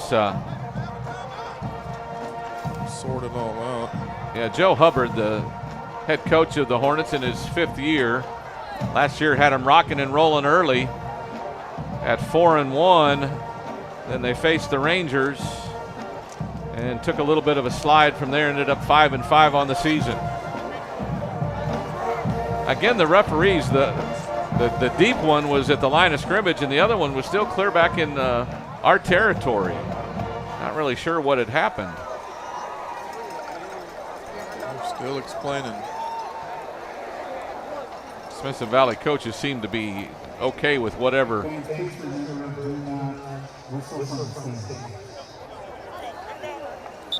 So I think we're going to get ready to play here with 2:25 to go in the 3rd quarter. Rangers on the move after the nice pass play that covered almost 40 yards from Nutt to Zach McDonald. Jalen with a back either side of him. 2 receivers broke to the left. McCracken takes the fake. Nutt takes the keeper. Bounces out after getting smacked in the line of scrimmage and then falls backwards because he didn't want to take any more contact. Was strong safety Calvin Solis that came up to him. Got a flag on the far sideline. It is. Got a corner and a receiver wrapped up. I don't know who this is going to be on.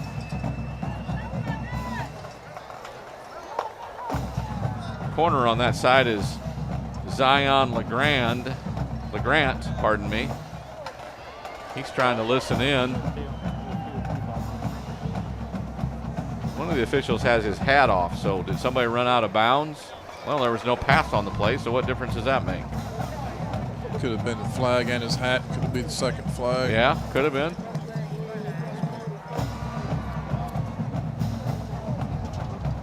We have 2 penalties in play. Dead ball, unsportsmanlike. On the defense, dead ball, unsportsmanlike. On the offset. The play, the foul happens after the play, so you take it down.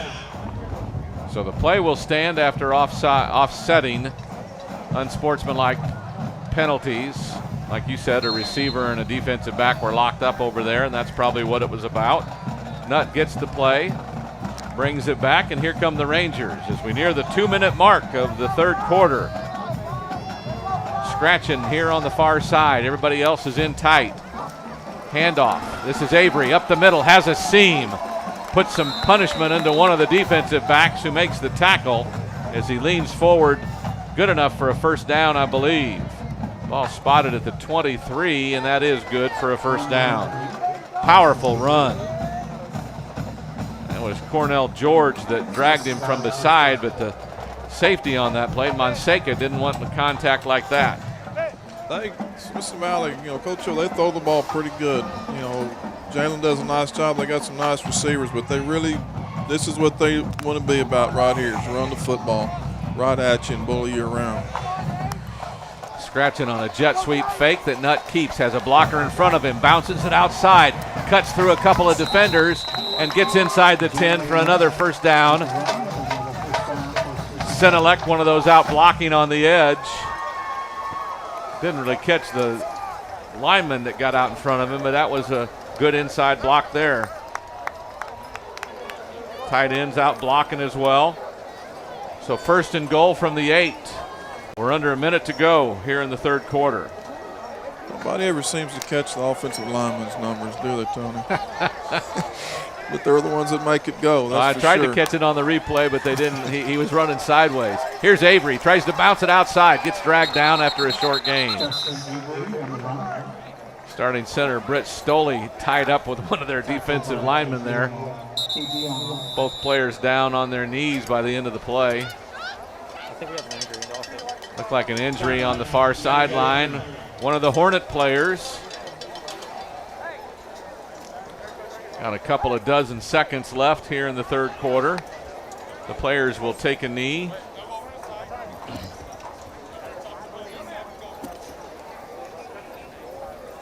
And it looks like we can take a brief timeout. So with the Rangers up 17-7, there's timeout on the field on the Ranger Network.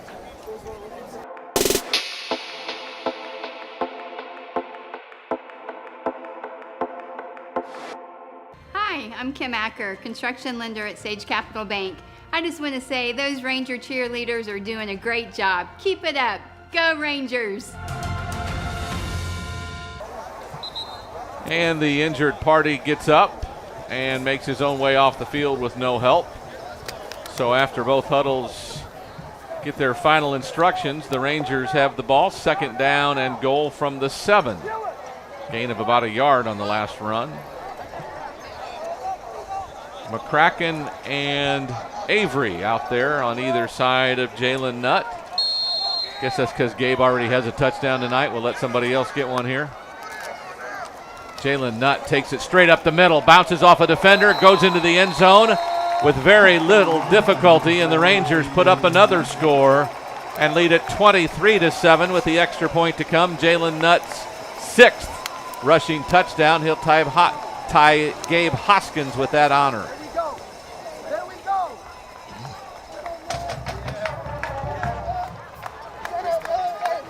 Hosier in for the extra point try.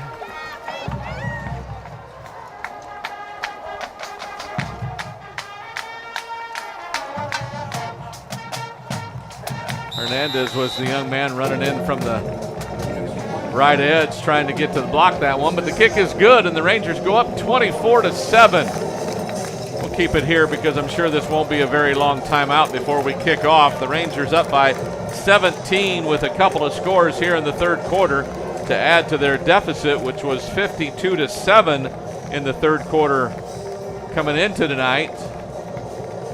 That's a big third quarter. I mean, they score on their 2 drives. If I remember correctly, not that long ago, East Central had 1 possession that quarter, and they had 3 plays and punted and out. Yeah. So it's hard to, Yep. So it used to be 52-7. Now it's 66-7. I can still do math. That's good. And Rangers really have dominated the middle of football games this year as they lead by 17 in this one as we near the end of the third quarter.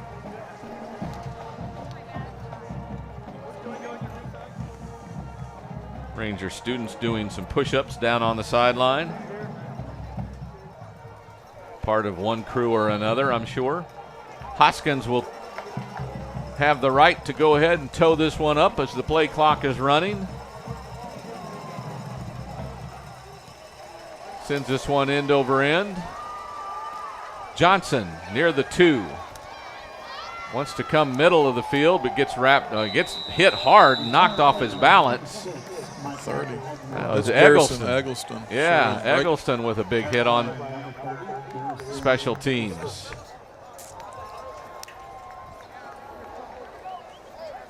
So the Hornets will start from their own 18. They haven't had very good field position through a big portion of this game. The one time they did have good field position, they scored. Bryant Kelly's out at the 20, and the last scrimmage is the 18, so he does come back. 2 receivers. Somebody doesn't want the game to start here. Play clock's down to 3, and they're not even down in stance yet. They're resetting the play clock? Yeah, they're getting the tee off the field. Oh, okay. Looks like it might be Coach Daggy. It's a good hustle by him. Where's the dog that's supposed to get that? That's him right there. Handoff to Lott. Up the middle he goes. Had a nice seam to start with. And that's the end of the third quarter. So 3 quarters in the books. The Rangers lead at 24-7 on the Ranger Network. Touchdown run.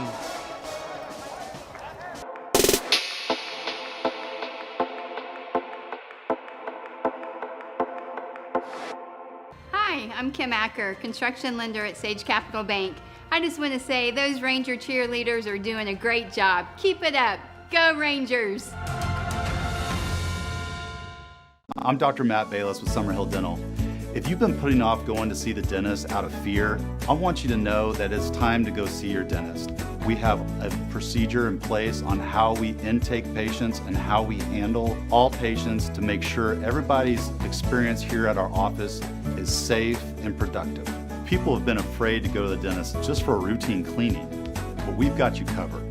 It's time to come back and see your dentist. Summerhill Dental, your Smithson Valley dentist.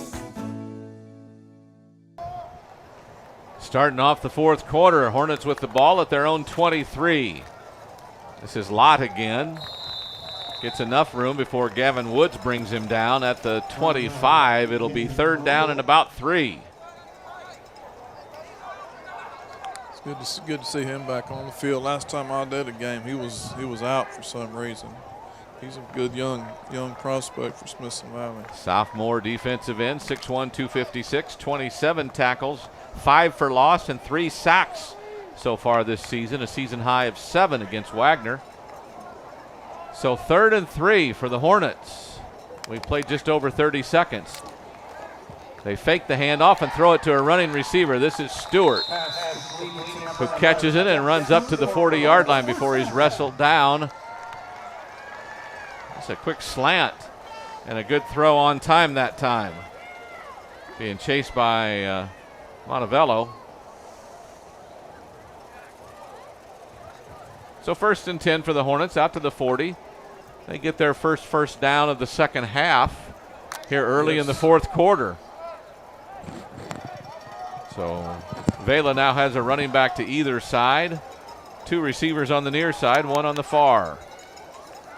He wanted to give it to Hernandez, but kept it and followed him through the hole. Nice gain. First big run tonight by Kristen Vela. And he's got a first down in Ranger territory at the 45-yard line. They're in a hurry now. Back to the line of scrimmage. 2 receivers near, 1 to the far. Again, 2 back, same formation. 10.5 to go in the game. Rangers by 17. Velo, little stop and go by Stewart. He's double covered. And did he catch that? Goodness gracious. You know, they all kind of got turned around. He's the only one that got turned around the right way to make the catch, and he was right there and caught it facing the ball. Yeah, I mean, they're double coverage. It was a good secondary call by Smithson Valley, but he just made a great play. He went up and took it over both DBs. Bowman was in front of him and kind of went past him, and that's when he caught the ball. So 1st down and deep into Ranger territory at the 18. Here's Lott, tries to cut it up. Defensive line says no. Gavin Woods up high, and down low is Seminaro. Yeah, I think Central's trying to play with a little bit of tempo here, being down by 17. No gain on the play. It's 2nd and 10.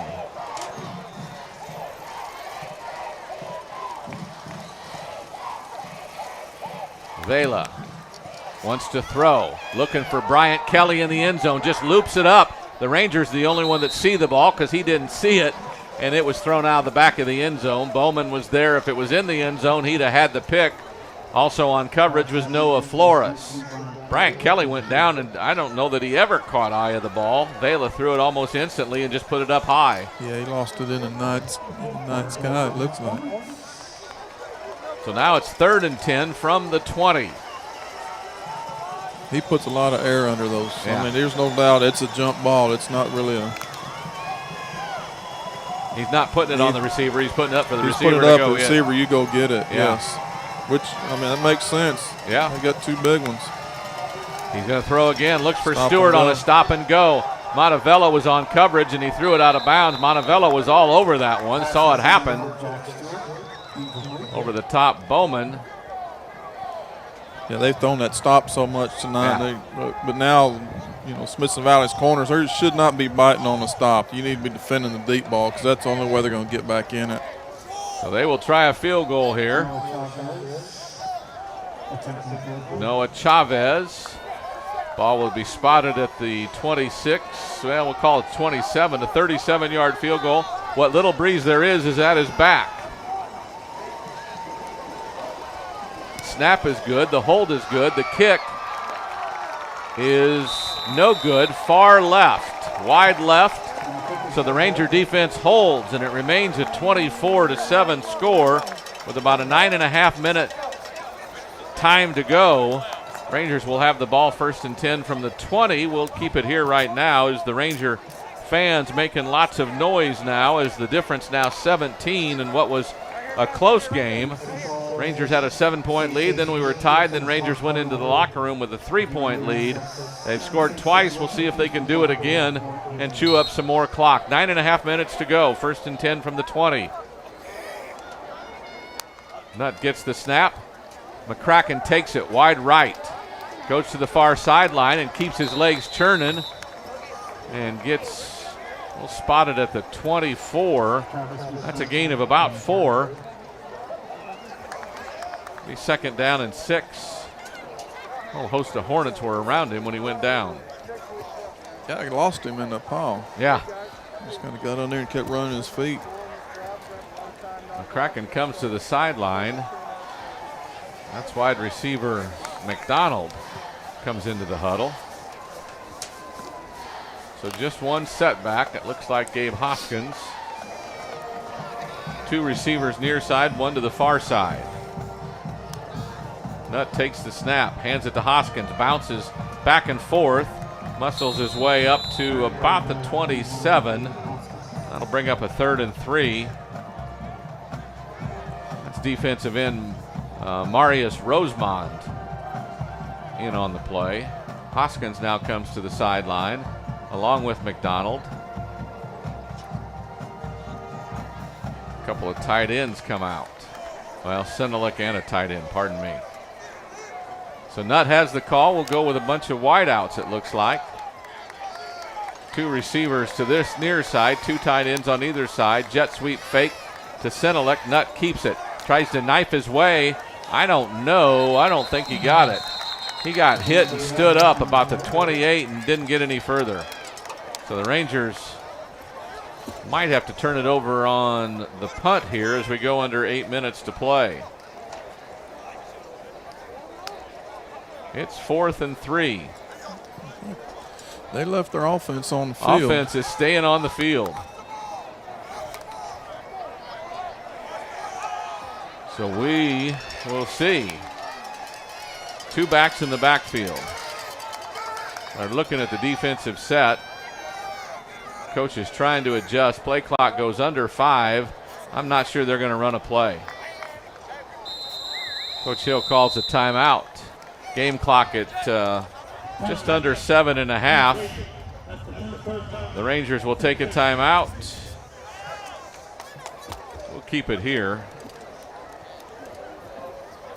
We've got girls basketball coming up at Smithson Valley on Monday. The Lady Rangers take on Tivy. That one at 12 noon on Monday, November 23rd. That's just in a couple of days. Noontime tip-off for the Rangers and the Antlers here on the Ranger Network.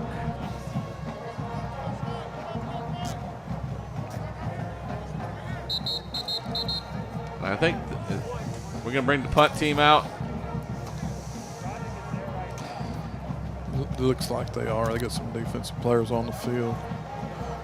What? I mean, do they come out and look at what the defense is showing you? And They're just taking time off the clock. They're trying to get them to jump. They're trying to get a cheap 5 initially, and then they just take the time off the clock and punt it. Yeah.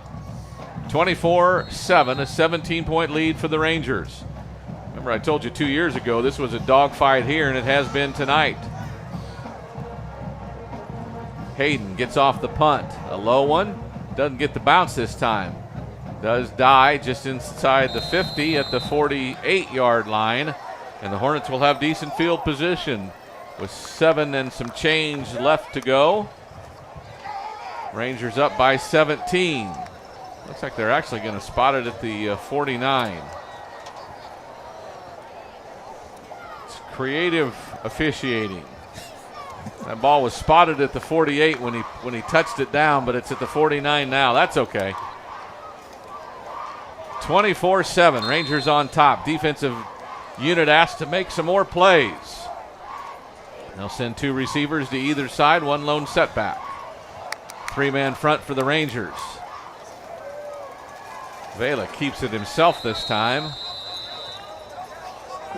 It's about 5 up to the Ranger 46-yard line.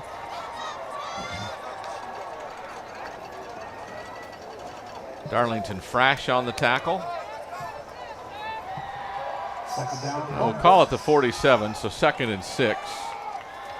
Again, Rangers threaten the blitz. They hand it off.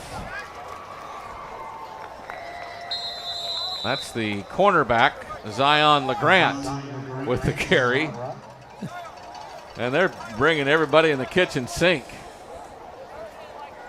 Yeah, he's played a lot of young men on both sides of the ball tonight. Yes, he has. And they've done a good job. They played a good ball game. And he is listed as a backup fullback. Right. So it's not like he hadn't been there before. 3 receivers to the near side, 1 to the far.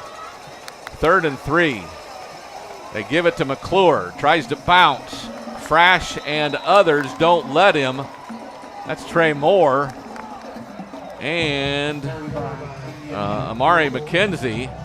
He's short. 4th. Needs to get to the 41. Ball's at the 42. With 5 and about 45 seconds to go. I think they're going to go for it. Play clock still at 20-something. I don't know why they're in such a big hurry. They give it to McClure. No, LeGrand keeps it, and he gets caught in the backfield. Coming in from the edge, I think that was McKenzie again. Not real sure. I think that was McKenzie. And the Hornets turn it over on downs.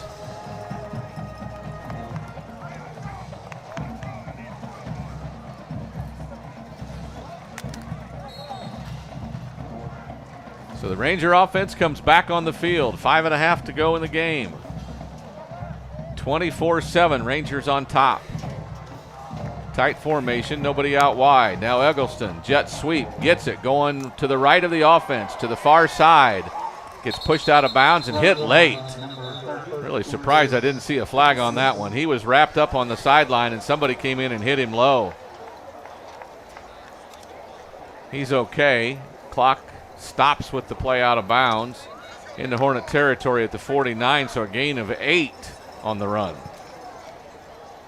Some of those drives you'd like to maybe not give the ball back to East Central, just maybe run it on out here. Wouldn't be a bad idea. Not at all. So 2nd and 2 from the 49 of East Central. Same play fake, this time gives it to, that's Hoskins up the middle. He'll get first down yardage. Everybody kind of flying around. 2 of our offensive linemen end up on the ground. Van Sickle and Etheridge. So you know they're blocking. If they're hitting the ground, they're hitting somebody. First down by Hoskins, by the way. Clock goes on near 4.5 minutes to go. It'll be under 4.5 minutes when they snap it. 2 receivers to the near side, 1 to the far. 1 setback with Nutt in the backfield. Hoskins, fake. Nutt wants to throw, has a stop-and-go move. Strachan catches it in between two defenders, pulls it down. First down for the Rangers. Both Monseca and LeGrant were there, and Strachan just went up and got it. Been kind of looking all year for that receiver who can make plays. Freeland, Maverick, not here tonight. Correct. So who is going to be that guy? Scratchin's been that guy a couple of times. Yeah, he really has, and that was a pretty good thrown ball by Jalen. And he just kind of a spot ball, and he went and got it.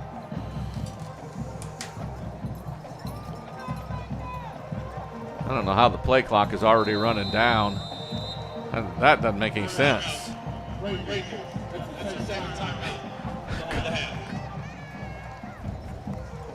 All right. Rangers up 24-7 for your entertainment tonight on the Ranger Network. Name that Hornet. Played for East Central in the class of 1979. He played quarterback for the class of 1979 Hornets. Coach, what about that? Is that quarterback rating of 107.6? I don't know that. I think Bo must have asked him to rate himself, and I think he rated himself at a 107.6. I'm not sure about that. But he was pretty good, I think. That would be one coach, Larry Hill. Smithson Valley coach since 1993. On staff with the Rangers for a long time. 28 years, 261 wins. Imagine that. That's almost 10 wins a year. Nutt to Avery. Tries to muscle his way up the middle, but gets stopped after not very much yardage at all.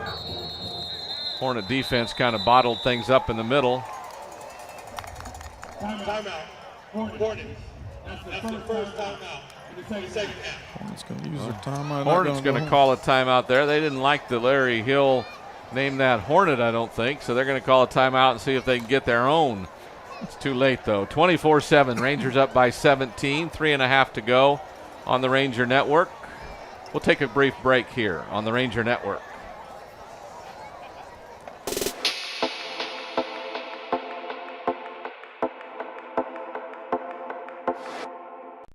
What's your Wi-Fi score? With the GVTC Wi-Fi Score Quiz, you can determine the Wi-Fi speed to suit your needs. The techno-dexterous? Stay connected in every way.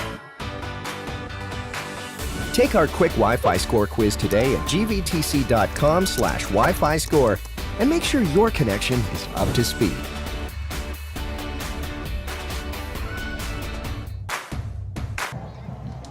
Rangers will have a second down and about 9. It's a long 9 because they got about a half a yard on the run. Nutt in an empty backfield. Now motion. And it's Sinalik on a wide receiver sweep. Gets a nice gain. Another timeout by the Hornets.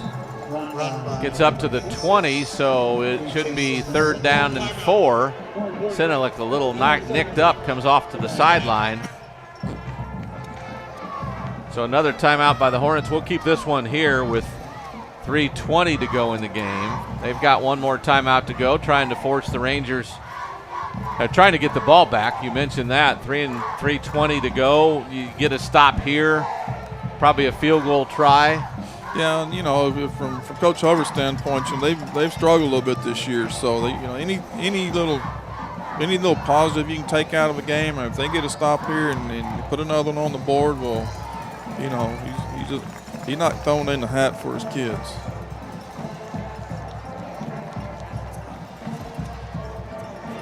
Rangers up 24-7. Again, they'll have a 3rd down and 4. Ball at the 20-yard line on the near hash. Officials trying to get both teams out of their huddles as the timeout is ended. Allegedly. You never know. 3rd set of whistles. Hornets start to break those. The Rangers come out of their huddle. Big offensive line all out there.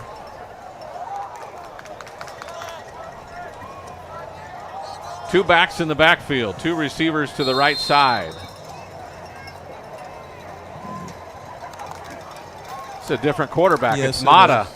Avery takes it up the middle, breaks loose, still going into the end zone.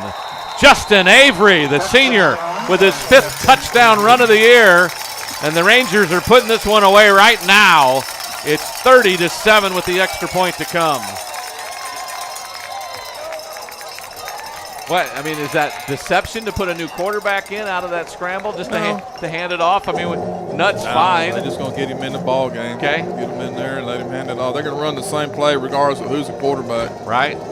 Derek Mata, the junior, backup quarterback. He's also the holder, as Hosier will try to add the extra point. The snap was good. The hold was good.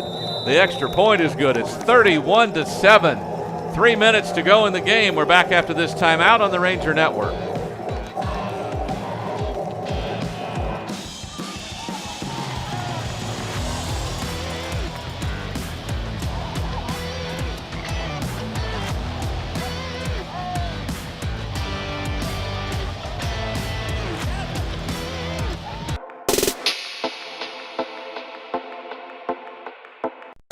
What's your Wi-Fi score? With the GVTC Wi-Fi Score Quiz, you can determine the Wi-Fi speed to suit your needs. The techno-dexterous, stay connected in every way.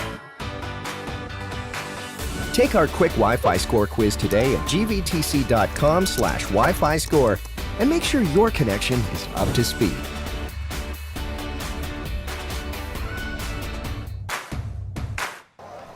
Rangers lead it 31-7, 3 minutes and change to go. Austin Hosier will kick it off here as we get back to action.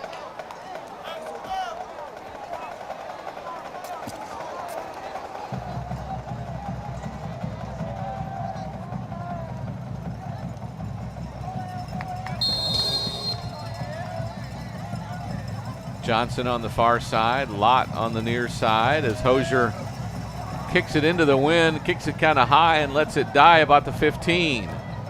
That's Johnson trying to get to the middle. Tries to get to the outside and catches a bit of the edge before he stumbles and falls on the 29-yard line. Falls ahead to the 30, and that's where the Hornets will start 1st and 10. I think his engine ran out of gas as he got too far around the corner. Ranger defense being asked one more time with 3 minutes to go. Some backups are out there.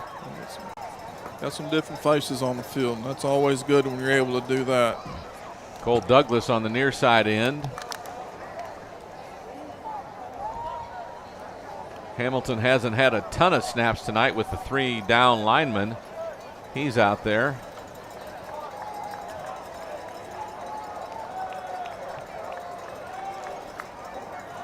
Cale Williams, it knows it is. They'll run it up the middle, and Amari McKenzie said no thank you. Oh my, they gave him credit up to the 30. Let's see the replay. I don't know that he got anywhere near the 30-yard line. McKenzie caught him in the backfield. Yeah, he didn't.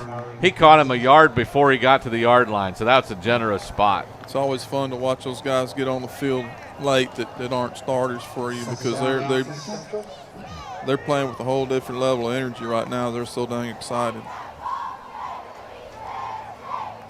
Ranger defense has played enough snaps tonight that a lot of the backups have got in different plays. Always good to see. 3 down linemen again.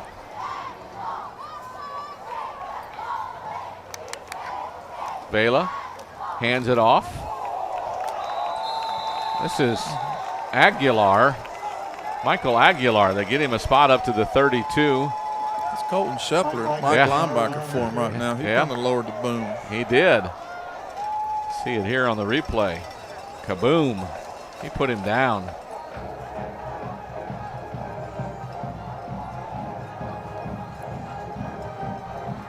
Game clock runs under a minute 45 to go. They're not in a hurry now because they know they got no chance. Receiver split on either side, another slot on the far side. Actually, one's off the elbow or off the edge, And now they're going to call a timeout. Play clock running down. Had a hard time getting the play in there. Rangers lead it 31-7. You have to know Coach Hill and his staff have to be pleased with the second half effort. The first half effort, I'm not saying the first half effort was bad, but in the second half you came out and you showed your dominance on the football field. Well, there's no question, and he's always done a great job of making adjustments at the half and changing what he needs to change, tweak what he needs to tweak, and come out and had a great third quarter. And they're excited right now on the sideline. You see them they know that they've now at least punched their ticket to get in the playoffs, but they also know they got two really big trains coming down the track in the next 2 weeks. So yeah, they'll enjoy this one tonight and tomorrow morning, and then that'll be it. They'll be on the steel next week, Thanksgiving week.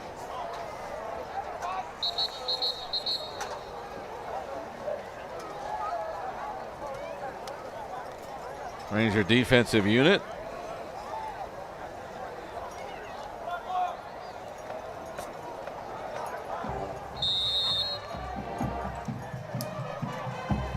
Vela sends two receivers to the far side, one to the near. He wants to roll to the left and he wants to throw, and intended for and caught by a receiver we haven't seen much tonight. That's Ernest Castillo, a senior receiver at 6'5" and 180. That one good catch for a first down gain.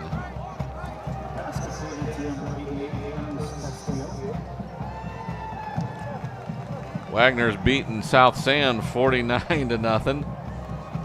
Keep looking for scores before we turn it off tonight. Vela with a receiver to the top side, to the left, hands it off. This is Hernandez, I believe. He's had a workload tonight. Gets a carry here and gets a brief yard to about the Ranger 49. Gago Hamilton in on that tackle.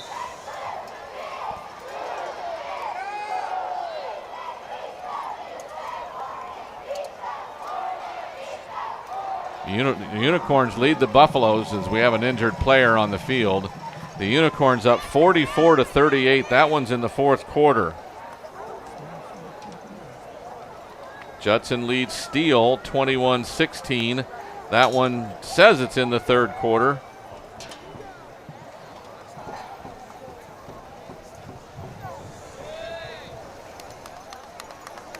Canyon Lake.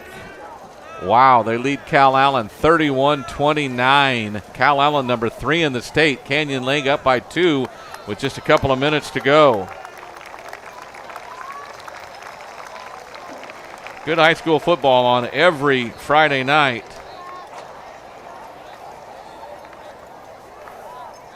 Every Friday night there's good high school football games.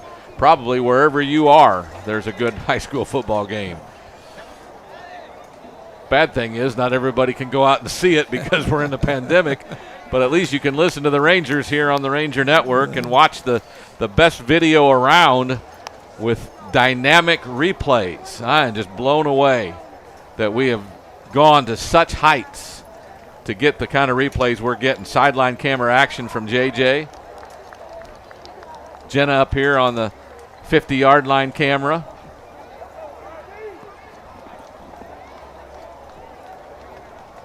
Game clock at 42 seconds. It's 2nd and 9 from the 49-yard line. Again, we had an injured player who made his way off the field. So the Hornets will try second down. Vela gives it to Lott. Goes left, gets wrapped up. Good tackle on the play by Cole Douglas, a defensive end. Diego Hamilton there to help wrap it up. Should be the last play of the game unless they want to run another one, and I doubt if they do.